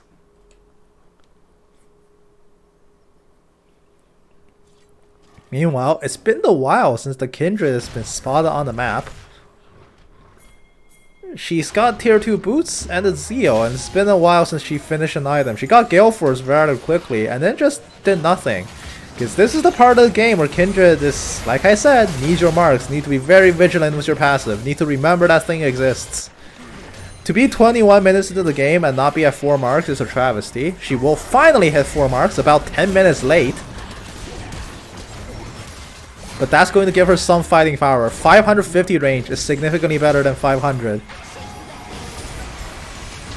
But can they make anything happen? There's still a Herald destroying blue team's top outer turret rather. It took me 3 tries to do that. Lamb's Respite goes down, but this is a rout for blue team. Fiora is first to drop. Lamb's Respite already used. Blue team has been deathballed over unless the Aphelios can make a miracle happen. He's getting a triple. He killed 3 before he's finally taken down. And the Kindred finds some courage to hop back in. Charmed halfway through the dancing arrows. She will need 1 more hit to do it. She will get it with the Empower range. Kills off the Ahri. She claimed a mark. 5 marks now. It's very fast to get marks when things get rolling, and the Phalios makes the miracle happen in the tail end of the fight. Nobody focused him through their death ball, and he comes in from above.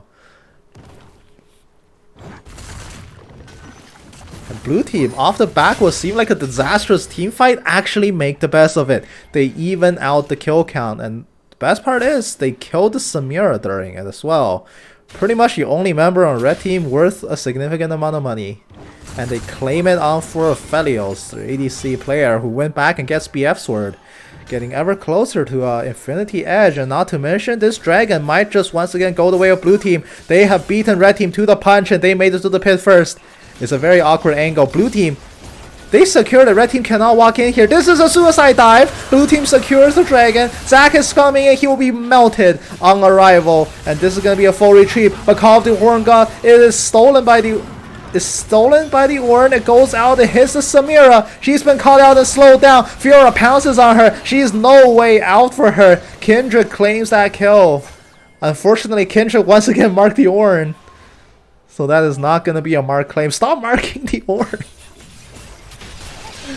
Oh, that hurts me. She could be... This game could be very easily over if the Kindred was just more vigilant with her passive. Imagine if the Kindred right now was at 8 marks instead of 5. It's actually a significant difference.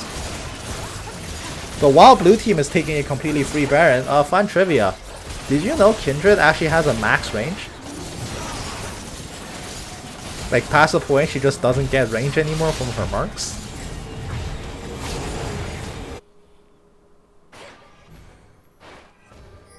The cap is actually shorter than you think. It was added, I believe. I haven't hounded down the patch notes to look for it, but I believe it was capped at one point. Unless the league wiki is literally lying to me, the cap is at 25 marks. In which case, her auto attack range sits at 850, and it will never get any bigger. I have reached 25 stacks exactly once, and that's on Nexus Blitz. That's cheating. I believe my all-time highest mark count on Summoner's Rift is like 14. But by then, for a Kindred to have 14 marks, it is almost a solo carry level of marks. You become obscenely strong with that many marks. It's just another one of the arguments of how marks scale harder than items on Kindred. She is going to get Rune's Hurricane, second item. Not what most people would do. The second item slot for Kindred is usually reserved for 1 or 2 items, more commonly Stormrazor, less commonly Rapid Fire. Runes is certainly a very rare occurrence. What about the Bork? No, almost never. Kindred builds crit. Bork is not crit. Are you sure? Bork is not crit, right? Yeah, no, I'm kidding with you. On-hit Kindred was the Cleaver Bork variant. I'm 90% sure it no longer exists because Death Dance is really bad on her now, so there's no reason pursuing that item path. And if you're hitting fast Kraken Slayer with crit, it's just better.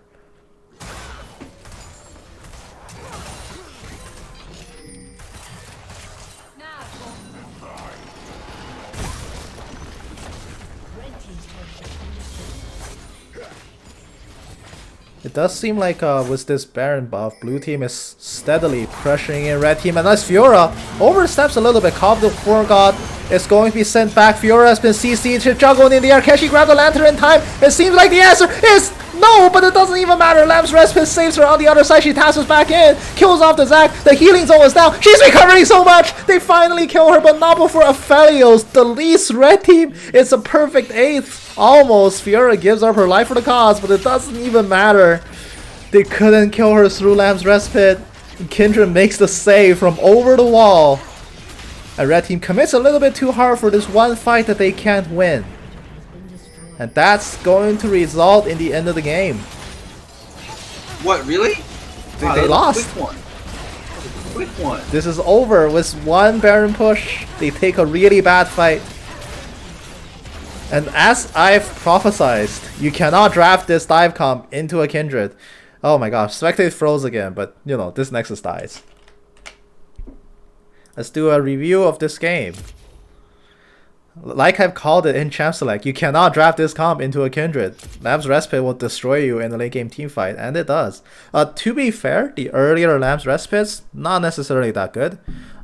There was one decently good one in mid lane, but blue team overstayed and Samira Inferno Trigger comes in for the punish. The other Death Ball in mid, it was a total disaster until Aphelios came in to save it. Blue team did disrespect the Aphelios pick a little bit. He got really good team fights. That catch onto the Fiora was so tragic, and it was one example of how this comp cannot work into a Kindred because the ways you have to screw up a team fight is so monumental.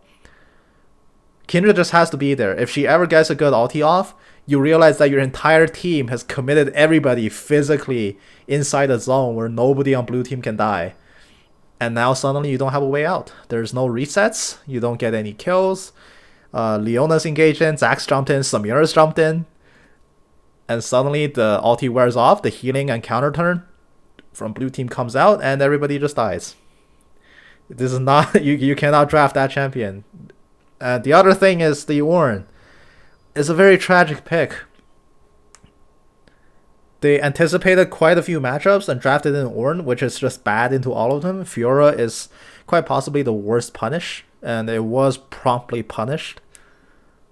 So you're saying, Logan, this was a draft diff. It was a draft diff. Did you see how hard Top was suffering that entire game from red team? And not to mention, I mean, one fight in the this Kindred wasn't necessarily even fed. Like, she had 2 finished items with 7-2. Her score doesn't even matter. She has 2 completed items with 6 marks at 27 minutes in, which is actually below average. At 27 minutes in, you hope for 7 or 8. It matters because you don't hit your 7-mark breakpoint, which means that this isn't actually a strong Kindred, but it doesn't even matter. She existed to counter red team's all-in style of engaging, and they lose the game off it. This is not a draft that can beat blue teams. This is not a draft that can beat blue team. The first big red flag was Ornn losing tier 2 tower very early on into the game. The second massive red flag is the fact that after getting Baron, there's no good way to fight into blue team at all. So you just lose the game from there.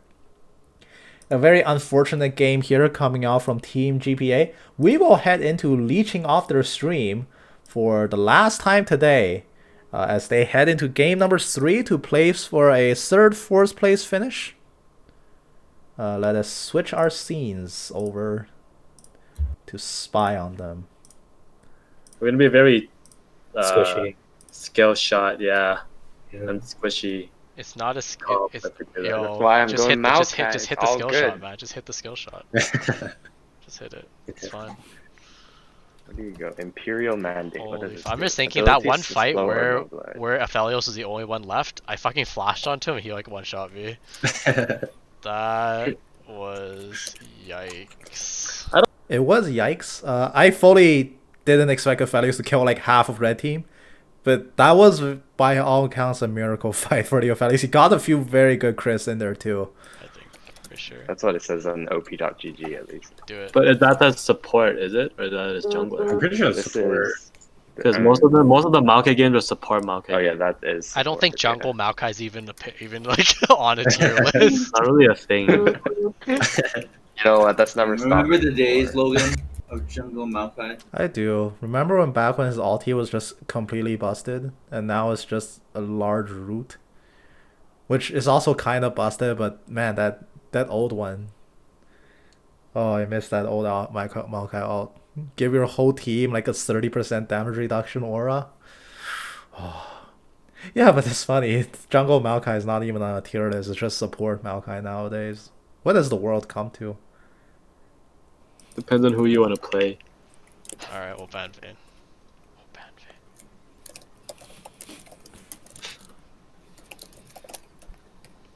See, it seems like the enemy team for their 3rd game was also just recently stomped. In fact, it was a bigger stomp than the one we just saw. Mental-wise, that's got to make a difference. The other thing is that I don't think that loss was caused by anything more than just very evident reasons. Because at some point this game became unplayable for red team, and I think they realized that.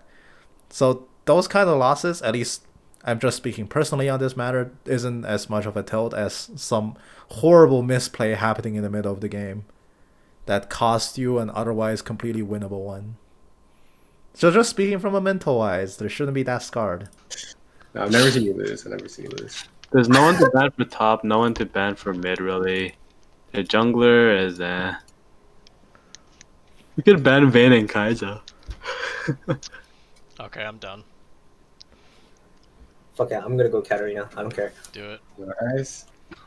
Oh, we're gonna see a Katarina mid coming out from Team GPA. I am excited. Let's make this happen. If Ray surfing ult, like 3 people, I can literally just EW and then ult and shred their entire team, and then E back out if once they're done. If things are wrong. It would just first pick Seraphine. Okay. I mean, they could just counter, but we'll see what happens.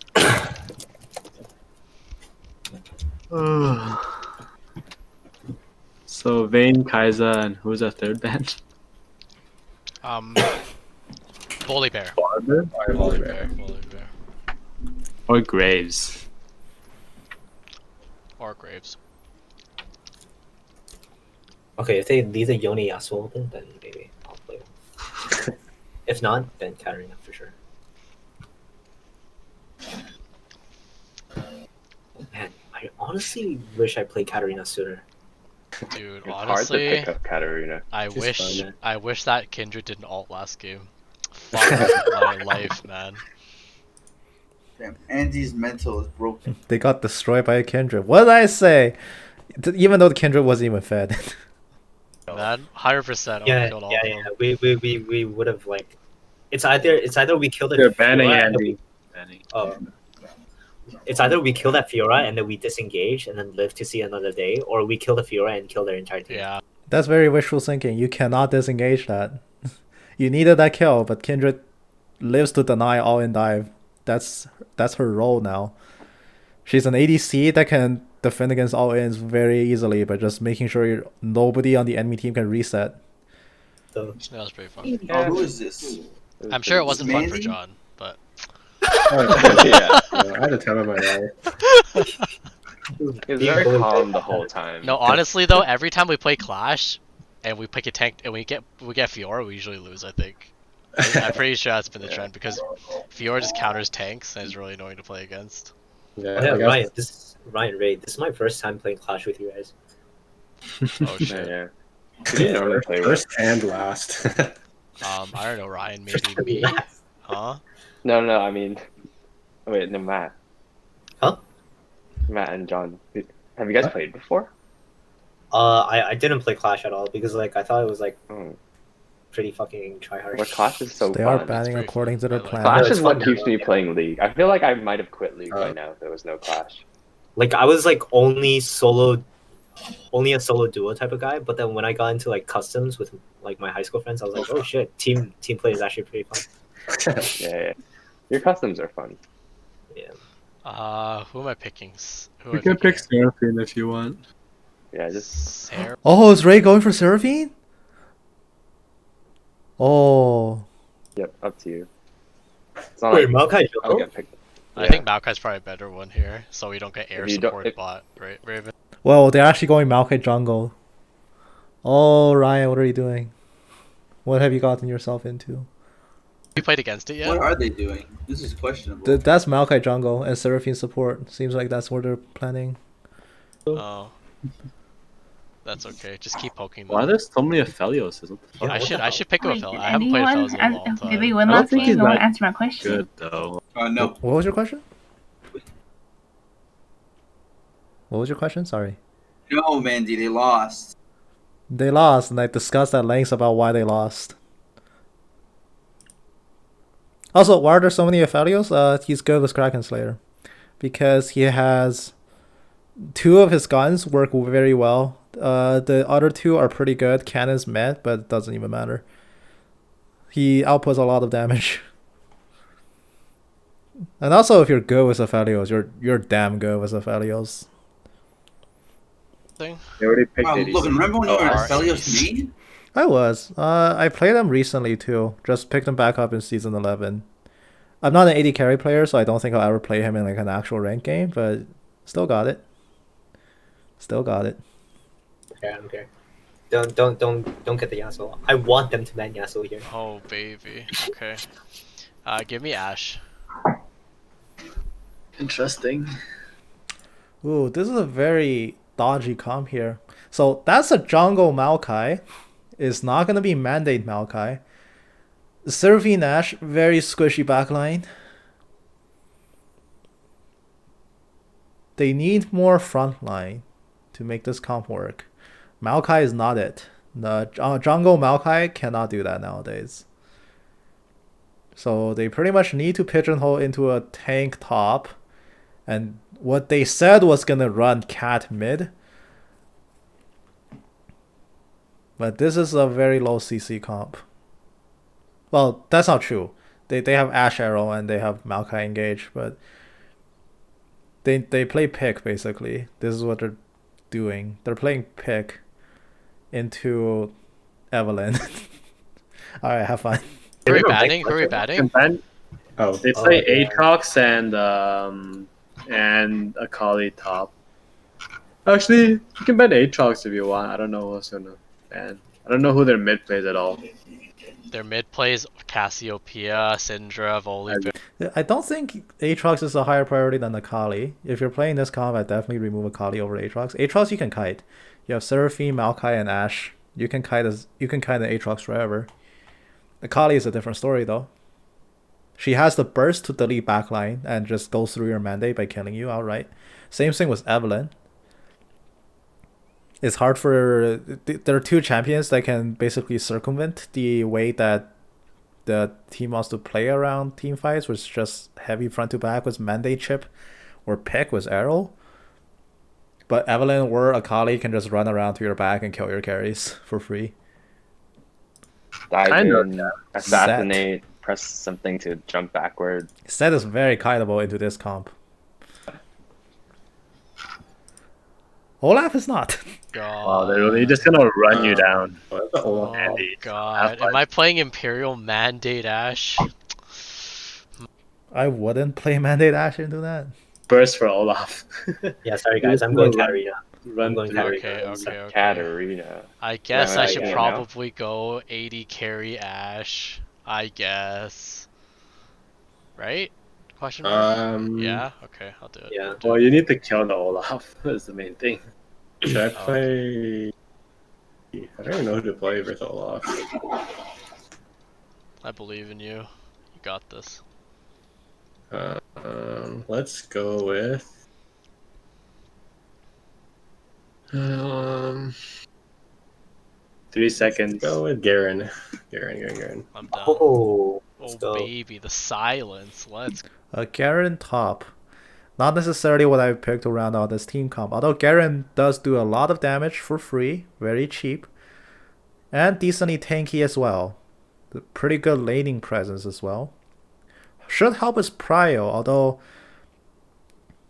not necessarily someone I picked to go into an Evelyn. Evelyn, Is that Olaf going top? it seems like jungle, right? No, wait. It seems like There's Evelyn and Olaf. yeah, Evelyn jungle, Pantheon top, Olaf mid. No, I think it's Pantheon mid. Okay, yeah, no, that makes more sense. Yeah, you're right. That makes more Yeah, sense. Pantheon literally just jumps on Katarina. Yep. So that's the rough lane Glorious here for the Maokai. cat. Oh wait, I haven't. Like, What is this skin? Totemic Maokai. I don't know, but they have a lot of ways to kill you, so have fun. thanks, man. It's an uphill battle here because Yeah. once Going again, Olaf, I don't like going this Olaf, draft guys. Okay. into that. Yeah, Matt. I'm pretty sure you're supposed to go claw. I don't like the Maokai jungle. I don't know. This is a team comp that can be systematically picked off. Seraphine Ash constantly in danger from Evelyn and Pantheon. Katarina and mid very hard to function into Pantheon, which is just stupid in lane, by the way. Pantheon does so much damage in lane. Cat is gonna have a hard time trading into him. Top lane, Garen into Olaf. Garen's favored here in this matchup for once. But the jungle is Evelyn against Maokai, which I'm presuming is tank Maokai, because I don't think you can run Mandate Maokai in the jungle at all. So with all of that considered, I feel like jungle's just gonna get rolled over. with all that considered, this is something that, you know, what blue team has drafted here is something that red team can systematically dismantle. So they are definitely picking comfort. These are, well, except Ray. Ray is basically first timing Seraphine, but there's more so comfort as going back to the roots with Maokai jungle, Cat mid. Garen tops seems like comfort as well, although I don't know him personally for it, but Ash ADC bot, and I don't like this. I don't think they have a game plan for the Pantheon and Evelyn. It seems very much that they said, well, here's a rough idea for a draft we're going to slap together. And then when it actually came to forming the team, this is not a team with a solid single plan. And when you usually fight with a team comp like this, you're very susceptible to just get picked off on the side. They should just be lucky that top lane is actually Olaf instead of Akali, because if they actually did pick Akali into this, I think that's just straight up game over. More so than the Aatrox, because Aatrox is... I felt like they should have let Aatrox through, because who cares if the top laner was actually Aatrox? Garen can do okay into Aatrox for one, and two, you can kite an Aatrox forever. You have Seraphine and Ashe, and a Maokai. I don't think Aatrox was a big problem here. I'm not sure how big of a punish Olaf is. It seems to me that's the top Olaf. In which case, free lane for Garen. It is a top Olaf. Yeah, free lane for Garen. I just feel like Maokai is just gonna get rolled over into jungle. It has to be tank. It cannot be Mandate Maokai in the jungle. Yep.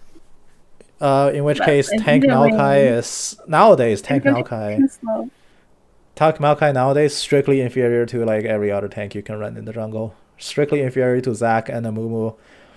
Even worse than he's way better at Hecarim. laning.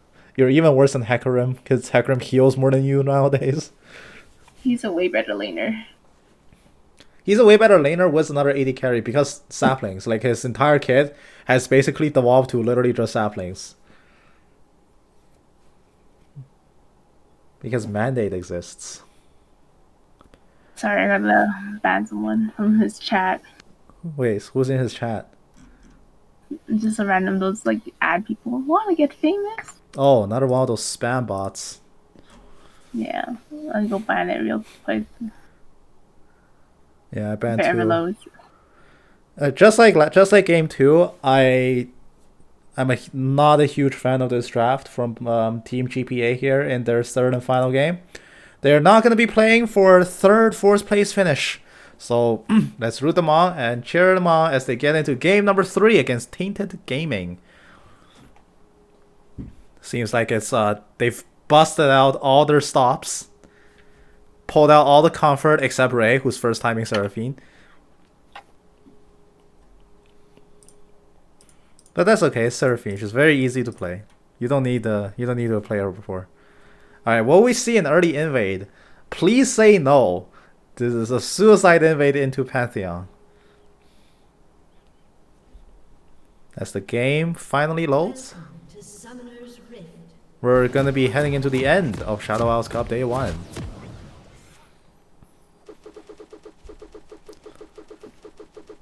Neverland spinning around.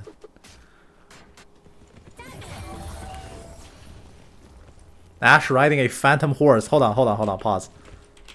What the hell? Does this horse not have a body? This horse doesn't even look like a horse. What the heck is she riding? Wait, hold on. What is this horse? That was a weird horse.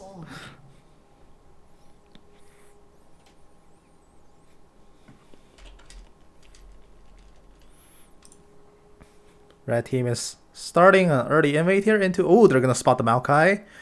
Maokai sees this invade. He's going to level 1 sapling, which is the correct choice. I don't know why I'm surprised, but first sapling doesn't get tossed in the brush. This is worded out. I'm pretty sure blue team saw this word planted, but they will go ahead with this camp nonetheless. Wow, that is a very... The daggers on that skin are very large. Those aren't even daggers anymore. Those are just straight up swords. Is that? Oh wait, that sapling's not in the brush. Oh no, that sapling is not in the brush. Saplings have collision. They can kick each other out of brushes. Alright, 2.5 saplings. Going in for the blue buff start. It's gonna get silenced. Pantheon's priming a Q. Oh, is he gonna get this? He's not dragging it into a brush. He's still not dragging it in. Okay, it's finally in. He's guessing for it. He throws it. He gets it. Oh, Pantheon gets the blue buff. 7 HP. And honestly, this is on the Maokai. He just dragged into the brush like minutes ago. Eons ago, even. Wait, what happened? Pantheon steals it? Yeah, he charges with Q and just takes it. Okay, that's on the Maokai. Honestly, he did the entire blue buff outside of a brush. He didn't even bother pulling it into the brush. When it finally went into the brush, it was like 200 health. So Pantheon just like charges Q and throws it in and gets it. Did he know the Pantheon was in there? He like it was worded. They must have seen that word. There's no way they didn't see that word. They invaded and planted that word that Garen must have seen. There's no way they did. Even if they didn't see that word, you can assume there's a word there. They saw the invade come in. In which case, just drag it into a brush and do it. There's no reason to do it outside the brush. And they get promptly punished. Pantheon mid walks away with blue buff, and Maokai is screwed. There's no good way for Maokai to farm now. Maokai is just completely screwed. Evelyn's already done 4 camps. Maokai's just finished his 3rd. Evelyn does farm very fast early on as well. Whiplash damage is insane, and that's gonna be a dead Katarina. Pantheon gets first blood, first steal, and first solo kill. Meanwhile, Olaf slapping the Garen down. But it is Garen, he's resourceless. Oh, the dunk! flash dunk by the Olaf. Another solo kill up top. This game has already fallen into disrepair from blue team. Leona goes in for it. Zenith's Blade hooks onto the Seraphine. There's so much damage coming down. Ignite goes off as well. And here comes the bot gank. First in the game, Leona stuns up the Maokai, but it doesn't matter. Lucian's already dead. Seraphine takes a kill away. Garen teleports back. Olaf stands his ground, but it's not enough. He gets killed off in the counter kill. Blue team takes 3 back. Oh, Pantheon. Look at this Pantheon, so stupid. Why? Pantheon? Pantheon randomly inting the bot lane. Okay, when I said disrepair, I meant that red team will immediately throw all their lead away and more. That's what I meant. Because right now blue team is ahead, and when blue team gets ahead, suddenly Garen's back in shape on this lane.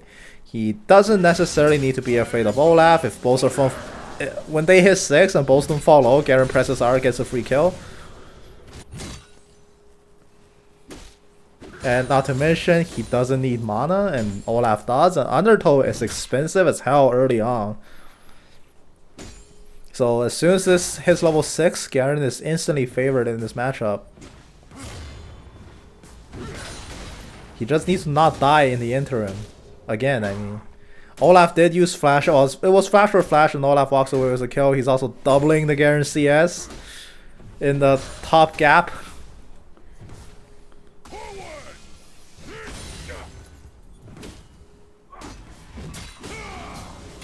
Garen going for chip damage. Olaf doesn't care. He wants this play. Even if this play costs him health, half his health bar, even more than that, he takes a tower shot. He falls to 50 health. He lost his entire health bar for 160 gold. He might need to recall now, and Garen has Perseverance passive. He'll be fine staying in lane, but Olaf might not be. He's chugging down his corrupting pot. I mean, to get 160 gold, he throws away 300 gold worth of healing in lane. It won't matter if he recalls and gets those charges back, but it will matter if he dies before he can make it home. Garen dunks the big sword on him, but now Evelyn comes, spreads the love dust all over him. The chains go down, Whiplash comes out. Maokai immediately dips, not going to have any part to do with that. Counter kill comes out from the jungler. Evelyn 40 CS with 21. Maokai's farm was significantly delayed because he ganked bot and he lost blue. And Katarina going in for a very brave trade against the Pantheon, who has all his skills up, going to lose most of her health bar for it. Very rough lane here for Katarina. What shuts down Kat's significant early game power, and mid game power, and late game power, because Pantheon's stupid. He's just powerful all game long. And Leona hiding in the alcove. AP Maokai. Oh, he is going AP Maokai. It is mandate from the jungle. Which, I have my choice words reserved for that. Not good, don't do it. Do not do that. Although to be fair... I'm so confused by why blue team is going Imperial Mandate Maokai Jungle. Like, why? Comfort? We are all confused. Comfort? This guy plays... You're telling me this guy plays Maokai Jungle on the regular? Last season, yeah, when Tank Maokai was still a thing. But nowadays, I guess, even if you're jungling, you go Mandate, because there's not really any other valid builds. I think Tank Maokai is so good. It's just... you just don't see him played as much. Maybe top lane. Maybe yeah, top lane. Even if you want to play tank top, there's like 5 other tanks you can pick before you consider Maokai. Every time I ran Maokai in Season 11, I just end up regretting it. I didn't. That's how I got my 7. Level 7 now. Congrats. But here's my take on top Maokai. If you go up against any sort of Juggernaut or high healing top, you're dead. Like Aatrox out heals you at every turn, Fiora destroys you as she always does, Set crushes you, other tanks probably crush you early on. Stat Magic's cooldown is 30 seconds. And if you're talking about like a drain tank style of Maokai that has to consistently be hit by spells to sustain his tankiness, a lot of other champs do that job better nowadays. And some of them aren't even tank. Like you can just play Aatrox, do damage, and heal your whole health bar back with one Gore Drinker. Maokai can't do that. I still think Tank Maokai is really good. It's okay. It's never been nerfed. Like it's not suddenly bad. It's just suddenly outclassed. Yeah. because mandate is a thing. He hasn't been nerfed. He hasn't been nerfed. It's not like here's minus 20 armor. In fact, I think the new tank items only benefit tanks. Kind of. It doesn't benefit Maokai because Visage got nerfed. That's probably the one thing that made other tanks better than him. It's the same reason why I don't see Mundo top nowadays. There just aren't that many good MR options, and Maokai's traditionally picked into magic damage comps. But even now, if you see an AP heavy comp, you just run a Juggernaut top and you heal through it.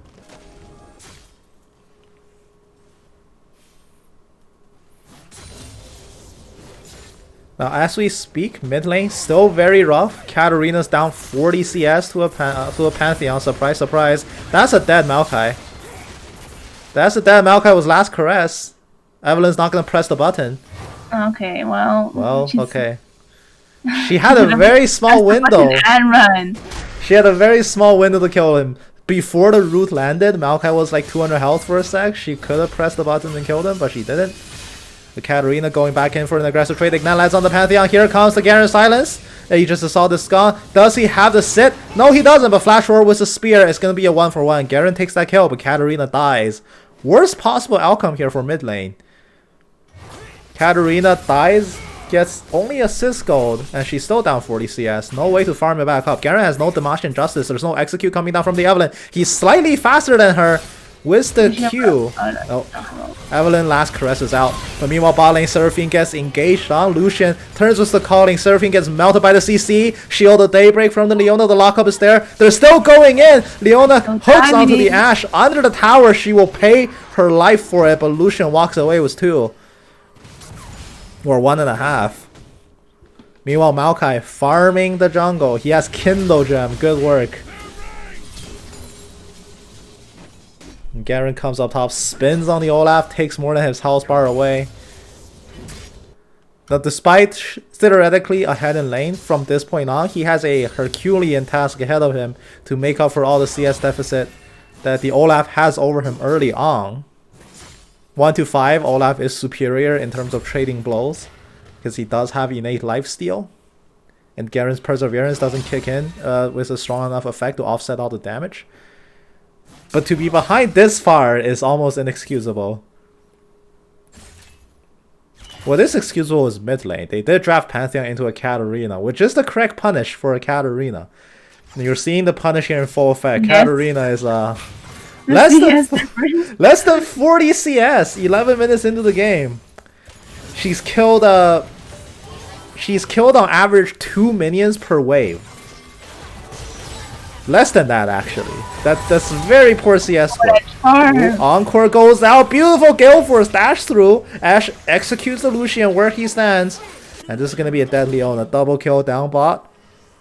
Ashe has got a polar weight to come through for this game. Mid lane is suffering. Top lane is suffering. For the record, to be at 40 CS at 11.5 minutes in, you have seen 40 minion waves pass and you have killed on average 2 minions per wave. That is abysmally bad. This is why. Pantheon is just not letting the Katarina play the game. Oh, the damage. Last caress came up. Cooldown. Evelyn finds the courage to go in. The execute is there. Garen flashes in, dunks the big sword, kills off the Evelyn in return. The Death Lotus comes in doing absolutely no damage. Katarina doesn't have Blade to the Rune King. And she is just going to walk out after realizing, without Aegis Assault, Pantheon took like 150 damage throughout all of Death Lotus. I was to say, Evelyn just never presses R. She got her R back up and then realized, oh, I have ulti, and just flashes back in to re-engage. When the correct play was realizing, oh, it's up in 2 seconds, I shouldn't back off. And she expends her flash for it. But she will die in return. She actually does make Garen flash ult her, which means that when Garen gets back to lane with Strikebreaker done, he once again doesn't really have the tools to execute the Olaf, who has gone back and picked up Gore Drinker. And this is a dead Katarina, maybe. Nope, just kidding. If this was pre-nerf and Pantheon E still blocked tower shots, he might have just straight up dove her. And he might have actually gotten the kill out of it. But now with Aegis Assault no longer blocking turret shots, he has to be a bit more careful when he does plays like that. Oh my gosh! Look at the CS in mid lane. It's like a. It's over. 60? It's over Alright. 60. Evelyn, good positioning on the camps, doing 2 camps at once. She's a lot smarter about farming than she is about killing. Their win condition is bot lane. Which unfortunately is invalid this game. If your win condition is only your bot lane, Evelyn walks all over that. Pantheon walks all over that. Late game, they just both press R. Late game, Olaf, Pantheon, Evelyn all press R and the AD carry dies no matter how fed they are. You don't have enough defensive layers to mitigate that much dive. You need another strong point on the map to play through. At the present moment, you don't have one. Garen is probably your best bet. He's not good enough for the job yet. He's down in CS. He's only got Strikebreaker. He's actually down in item compared to the Olaf. Oh, Katarina almost dies again. Seraphine goes for the Anchor engage, but red team's already secured the dragon on their way out. This is not a winnable fight. Blue team must back off. Here comes the Grand Starfall. Pantheon is in. Immediately rooted out by the Seraphine. That's a disengage and a half. Blue team takes no casualties, but they do lose the dragon. Olaf has the Ragnarok. He's just gonna try to run them down. Kiting and running. Wait, why is he running? Okay, Gore Drinker heals him up, but he has to be careful. This is a Garen. This is a Garen. He can't fight like that. He will just be knocked down and dies. You know, this entire team. Okay, red team does have a very superior comp, but they don't play their champs right. You know. Olaf cannot make that play into a Garen. Olaf excels at fighting while low, but you can't do that into a Garen. Garen just kills you. Meanwhile, Evelyn comes bot, picks up the 2 freest kills of all time.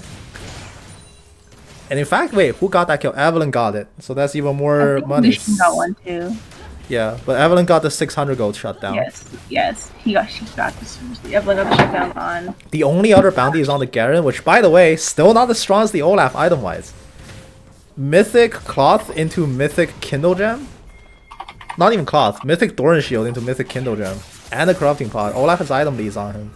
The only thing is, Olaf can't win fights against a Garen at this stage in the game.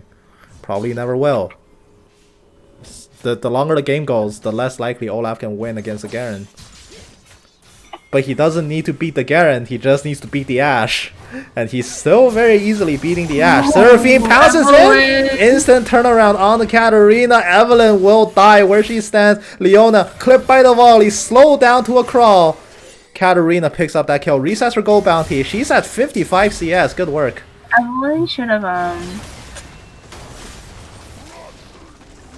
yeah, Evelyn thought she would have more damage than she had.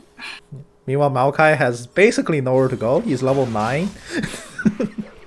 Yeah. He's the same level as bot lane.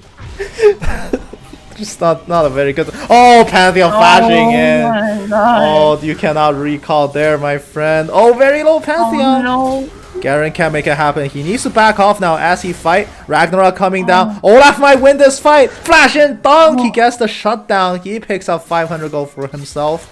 Ashe is very brave. She's dead. Goodbye. Oh lord. Alright, Lucian picks that one up. Ashe is very brave for trying that.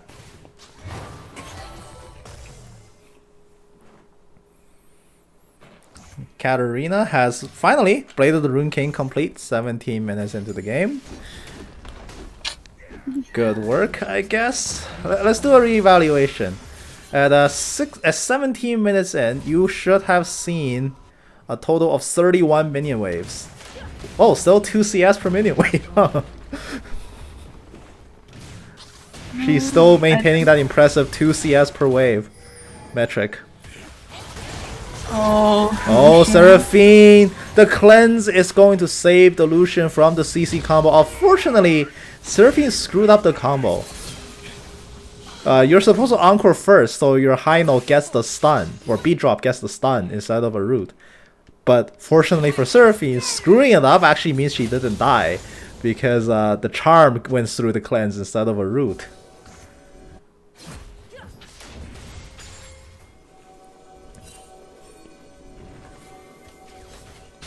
Oh, interesting. Olaf and Visage. Olaf with a Visage. I don't like that item anymore. Yeah, I was like, what? It's pretty much like in terms of tanks who are still good with Visage. Poppy, that's it, because she can double dip with the grass peeling as well as the buckler shield. Yeah, I don't think Visage is The problem with Visage is that for an item that's supposedly MR, it gives less MR than Stoneplate, so you just build Stoneplate instead. And if you want increased healing or shielding, you just get Stoneplate and press the active button and get a shield that's half your health bar. Oh, it's just a worse Stoneplate. Run down! No, the Pantheon! Oh, yes. Unfortunately, this is the curse of Ashe. You drafted this backline into that team, so you just die. And not a tank Maokai, so he cannot help you soak damage. Seraphine should not be standing there, and that's what we call the tilt stand, where you go to a place, not know why you're there, you're autopiloting, and then you just get dove. Seraphine's ideal position should have been anywhere but there, especially after just seeing Ashe die. And knowing that Olaf still has his ultimate up, by the way, he still hasn't had a chance, had a reason to use it. Olaf, the roots are coming down, Strikebreaker engages here. There's the Ragnarok. Here's the backup. And Maokai has nowhere to go. Arrow will completely whiff. Katarina has been routed. Garen has nowhere to fight. The volley will barely slow down Red Team's assault. But they have not made their way out of the woods yet. The charm forward. They will not charm the Garen. Evelyn flashes in for nothing. Katarina dodges Lucian's Q. And the tower shot kills him off in return. This is a very scuffed dive. But it somehow doesn't work though. No Ragnarok. Garen dunks it. What the hell? What's happening? How the blue team come even in this exchange? They should have all died. Because red team is. How do you fail a dive that badly? Lucian was tanking tower, so that's how he died. In that case, when Evelyn flashed in and started Q spamming, just press R. Like you can charm the Garen towards you. Don't hate spike because hate spike isn't guaranteed to hit the charm mark. Just flash in and ult something and go back out and have the rest of your team collapse because your whole team's there. You don't have to be the one to get the kills. You just need to apply a guaranteed CC to keep the fight going.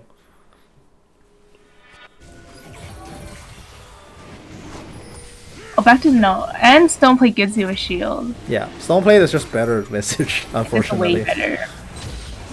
There's almost no reason to build Visage nowadays. Oh, Olaf is gonna come in. He's running down the Seraphine. She will die, but not before he dies himself to the hands of Ashe. Leona kills off the jungler. Well, it's Leona, so I'm not surprised, but she will also die. Oh, the Evelyn! She wants to go for a smite! She gets the smite! Oh, the steal. But Ashe walks away with the triple. Is she going for more? She might be. Is the greed gonna get punished? She drops to almost dot, but Katarina gets the reset. Red teams run out of resources, and they lose the fight. They get aced off the back of this fight. They take the Fire Drake, but at what cost? Everybody died. To be honest, like horrible fighting. This is I think red, like I said, red team still has the superior comp. There's no reason. But their fighting is disgusting. There's no reason that red team should be losing fights. Losing all these fights, they lost like. But last fight they used everything on the wrong guy. Evelyn ults to steal Dragon, accepting that she deals 0 damage. Yes. Olaf ults and dives the support and gets killed by the ADC. Leona blows her entire kit on a Maokai with Mandate and nothing else in the jungle. Like, Maokai is the lowest level champion in this game. Leona should not be blowing her entire CC on that one guy. Olaf should not be throwing his life away for a support. Like, Evelyn shouldn't be throwing her life away for a dragon. These are not worthwhile trades. After like Drake, I think Pantheon and Lucian should have definitely been like, okay, we got Drake, let's leave. Instead of, let's run them down again. They thought they could burst Ashe, and to their credit, they might have been right if she didn't have Cleanse Flash. Ashe did have to blow both stumps to get out of that situation. But then you kind of ignore the fact that once you stun and Aegis Assault, Pantheon can't stop a Katarina. And there's a Katarina. Either way, I don't think that was just very improperly allocated resources, and there Leona tries to be a hero and pays for it.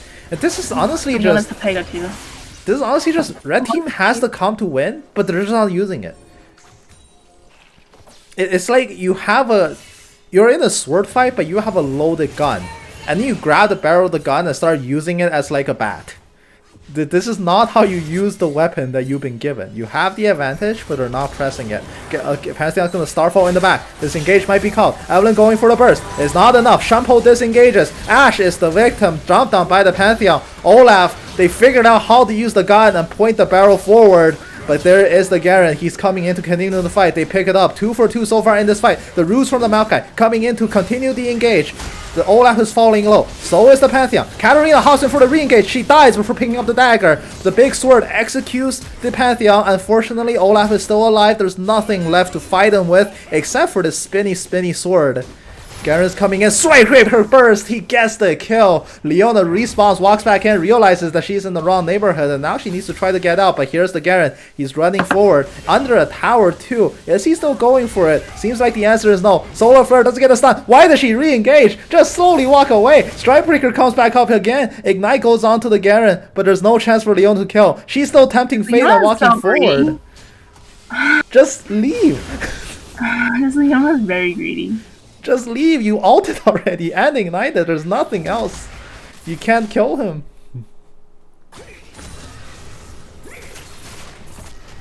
Okay, so that was a slightly better team fight from red team. They almost had it. They found the correct target, which granted is not hard. You need bare minimum IQ to execute that properly, because your team comp is so good. The Pantheon sits on the Ashe, kills her off. She doesn't have cleanse flash because she used it the team fight prior. And Evelyn actually finds a pick to start the game, but start the team fight, but she doesn't actually make a kill because she picked the one champion that can just blink out of her combo.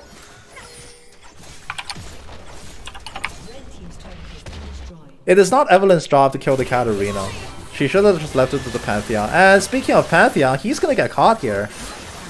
That's a very awkward angle for him to walk in from. I don't know what he was thinking. He just saw blue team all siege mid. And he just decided to walk into mid lane from that angle and just give up his life for free. Evelyn is going to kill the Seraphine on the side. The engage comes in with the Solar Flare. Ashe cleanses immediately to contribute more damage to the team. But there is now the Ragnarok. Can Ashe kite us through? Gale Force is down. There is the Undertow. Olaf runs her down, but he has run out of health, run out of resources. Lucian arrives to the fight. It is 2 members left alive for blue team. They blink in, but Garen flashes into a charm. He is going to die immediately. It's a 1v3, but Maokai is going up against 3 blinking health bars. He can't keep making this fight happen. Evelyn's regenning in Demon Shade. She's rapidly getting back a ton of health. The charm still goes down. The Whiplash does so much damage. Maokai tosses in one more sapling. Is it gonna be enough? No, it doesn't blow up on the Evelyn. The Demonic Embrace not going to get the kill either. But another sapling! Leona walks face first into it. 2 ticks later, she's still alive. She eats some grapes. Red team is going for Dragon. They put themselves on Soul Point. But that was a very close team fight. But red team, they function as if it's like a learning AI. They're slowly learning how to play these team fights. Starting from less than 0 and slowly making something work out of it. They found the formula. Press R, dive Ashe. And the rest of blue team need to find ways to respond. Garen is fed, but now he's the one who needs to find a way to snap out of the CC.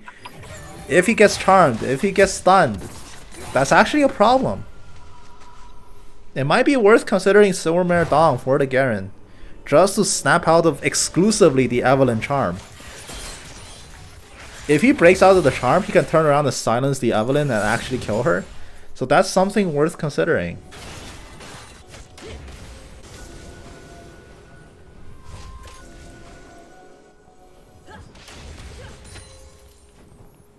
And meanwhile, we are revisiting the CS game. Katarina's broken past 100 since we last checked.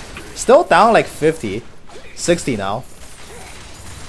And that's a very clean inventory. Katarina completes the 27.5 minute mythic. It's excruciatingly late, but she's finally finished it nonetheless. Slowly getting up there in terms of power, but this left her so poor that she can't even pick up pinks. But that's okay, it's not like anybody on red team knows what pinks are either. Only Lucian has one.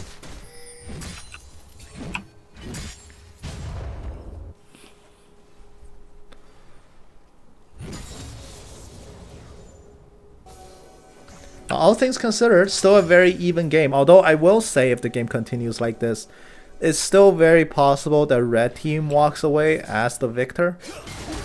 They're going to find the Maokai and jump on him. Evelyn blinks in so much damage. She commits last caress and hits thin air. Because Maokai was already dead, but they find the pick with the whiplash.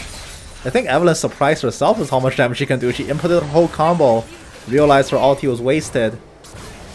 Now another teamfight breaks out. Katarina jumps on the Pantheon, but she will immediately die to the calling on the back. And with two bodies, jungler and mid, red team thinks that this is a good time to start Baron. They may be right. Garen has a teleport, but he doesn't have a way to get in. Hawkshot goes through. They see the Baron health bar. They know how low it is. Red team is shredding this. Blue team is not going to make it here in time. 4 people on red team wearing purple. All but the Pantheon, which, to be fair, is probably the most impactful member they have right now. But he's not going to be spawning with Baron buff. And with Baron, this is red team's chance to blow the game wide open and possibly even end the game, if they get a good enough fight. I just don't have that much faith in them because they have a history of botching these winning teamfights. Silence goes out onto the Evelyn. She needs to try to make her way over. She does have the last caress. She's going to use it to get over the wall. The sapling a little bit too late for the catch. But it is Evelyn. She has 3 AP items. Demon Shake heals her to full. She doesn't need to back. She just needs to chill and yep, already full health. Too much healing in the game. Evelyn's always had this, to be fair, although too much healing in the game is still a valid criticism. Evelyn has her own built-in Warmogs, which is a huge appeal to playing this champion. She's a very safe champion that's also a very deadly assassin.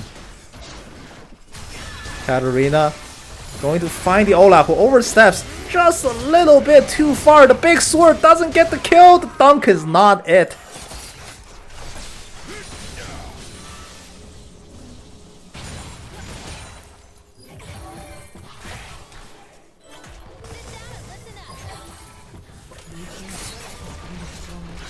Blue team will lose her tier 2 turret. Red team is sitting on a 3,000 gold lead, which is, by the way, smaller than the one they had before Baron. They somehow lost gold after taking Baron. They went from a 4k lead to a 6k with Baron and now a 3k. So they're actually getting caught up somehow. And this is once again a terrible engage. They blow everything on the way in, but do they have what it takes to get back out? They killed the Katarina on the way out. Seraphine is next to go, but so far the body count is still relatively even. Pantheon's next to go. He's not even caring that the Ashe is free hitting on him. Flash root from the Maokai. Next to go is the Evelyn. She is going to get controlled and put down by the Gale Force. Pings go down onto the Dragon. Blue team finds a winning teamfight through the Baron buff. They take it off 2 more members. It's just the Olaf and the Lucian who has it now. Wait, does Lucian still have it? Yeah, he still has it.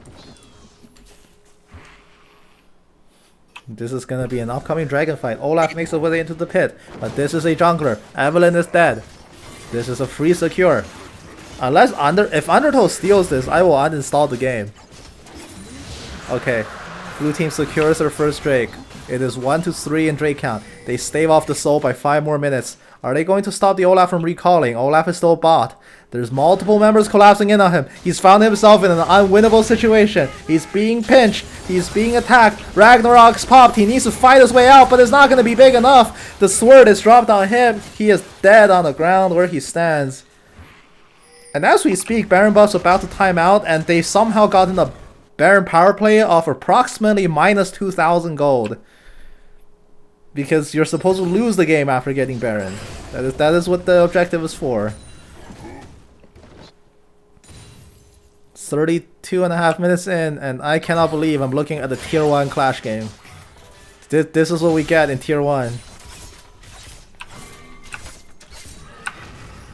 This is NA being doomed, I guess.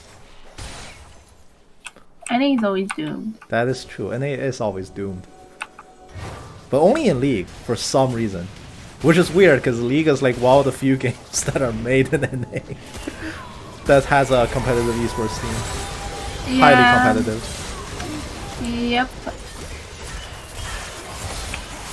So weird. North Americans suck at their own game. Just look at all the games that were made in North America that NA is not the best at. Dota, probably. No one knows where Ice Frog actually came from, but League, CSGO, Valorant. Actually, Valorant, I don't think... StarCraft. I think okay at Valorant, StarCraft. NA's good in Valorant and StarCraft pretty much... Okay, not StarCraft. NA's good in Valorant pretty much by default, because nobody in the East has it. Oh yeah, that's the best type of victory. true. Victory by default. StarCraft, no. NA has like 2 good players. Granted, they're really good players, but they're not like... They don't have enough of a presence. ARAM. Oh no, Logan! We destroy the world in Nexus Blitz. It's official. Oh yeah. Put it to Riot. Yeah, Only NA plays Nexus Blitz. Yeah, exactly. What is NA good? Are they good at PUBG? Like when PUBG was briefly an esport? I think Korea and Like obviously, China like PUBG. every single living, breathing human being in China plays PUBG, so I'm assuming they're crushing it in there too. I mean, I think they're better at R6, but it's like. But then EU is still pretty good at R6 too, so I don't know. In almost every esport except for like 2 off the top of my head, EU is superior. Yeah. Like the only 2 esports that NA is probably better in, as we just not commentate this entire team fight because blue team's getting run over by an Olaf. Like probably the only 2 esports that NA is better at Oh no, wait, it's capes. Never mind. is Smash probably and Osu. And the United States of America is like 4-time world champion in Osu. They're like uncontested. What the heck? I think in 2020 World Cup they won in like a 7-0 sweep. It wasn't even close. Like the semifinals they won 7-1 and the grand finals like 7-0 and like nobody had a chance. So I guess NA has that. Like we're completely unmatched in Osu. Amazing. We're also unmatched in school shootings. Ooh. We're gonna get demonetized. It's okay, this is not gonna get monetized to begin with. There are a lot of politically incorrect jokes you can make about school shootings in the US. But I don't live in the US. I do. Oh, yeah, true. But he you don't go does. to school in the US. You go to Oh, that's true. you go to what happens when people finish school. or whatever. What happens after you know what? Yeah, you go to the place where people go after the shooting, not during.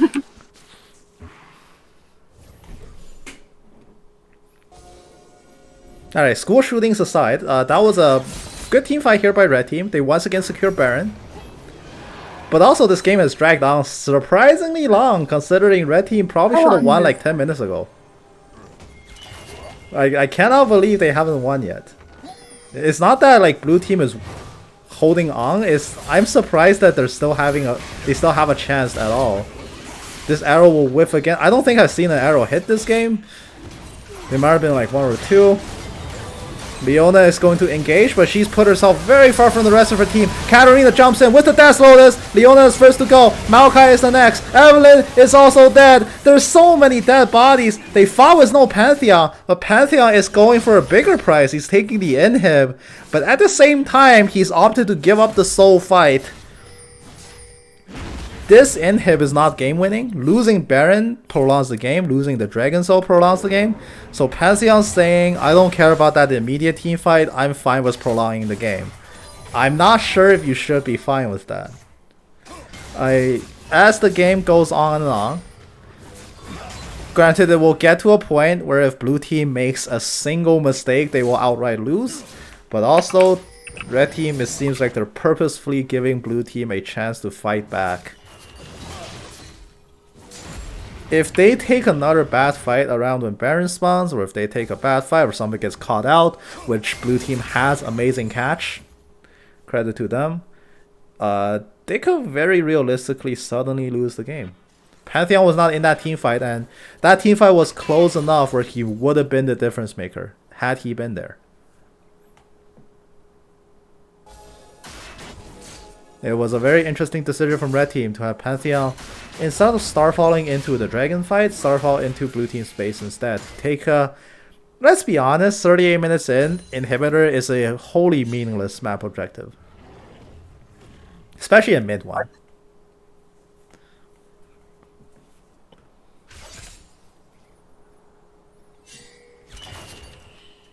Blue team is poking their head out of their base yet again.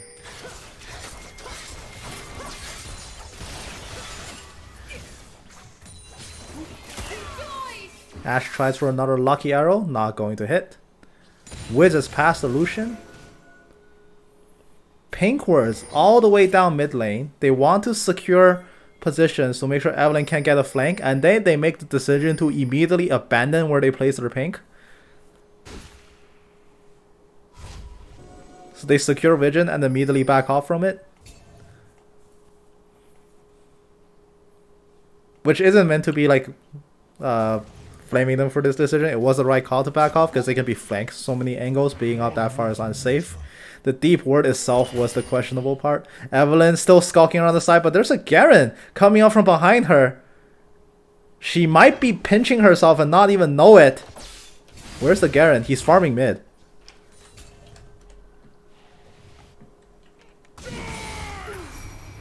Evelynn reveals herself. She's running face first into the base. The charm goes out onto the Garen. He takes so much damage. Instant burst by the last caress.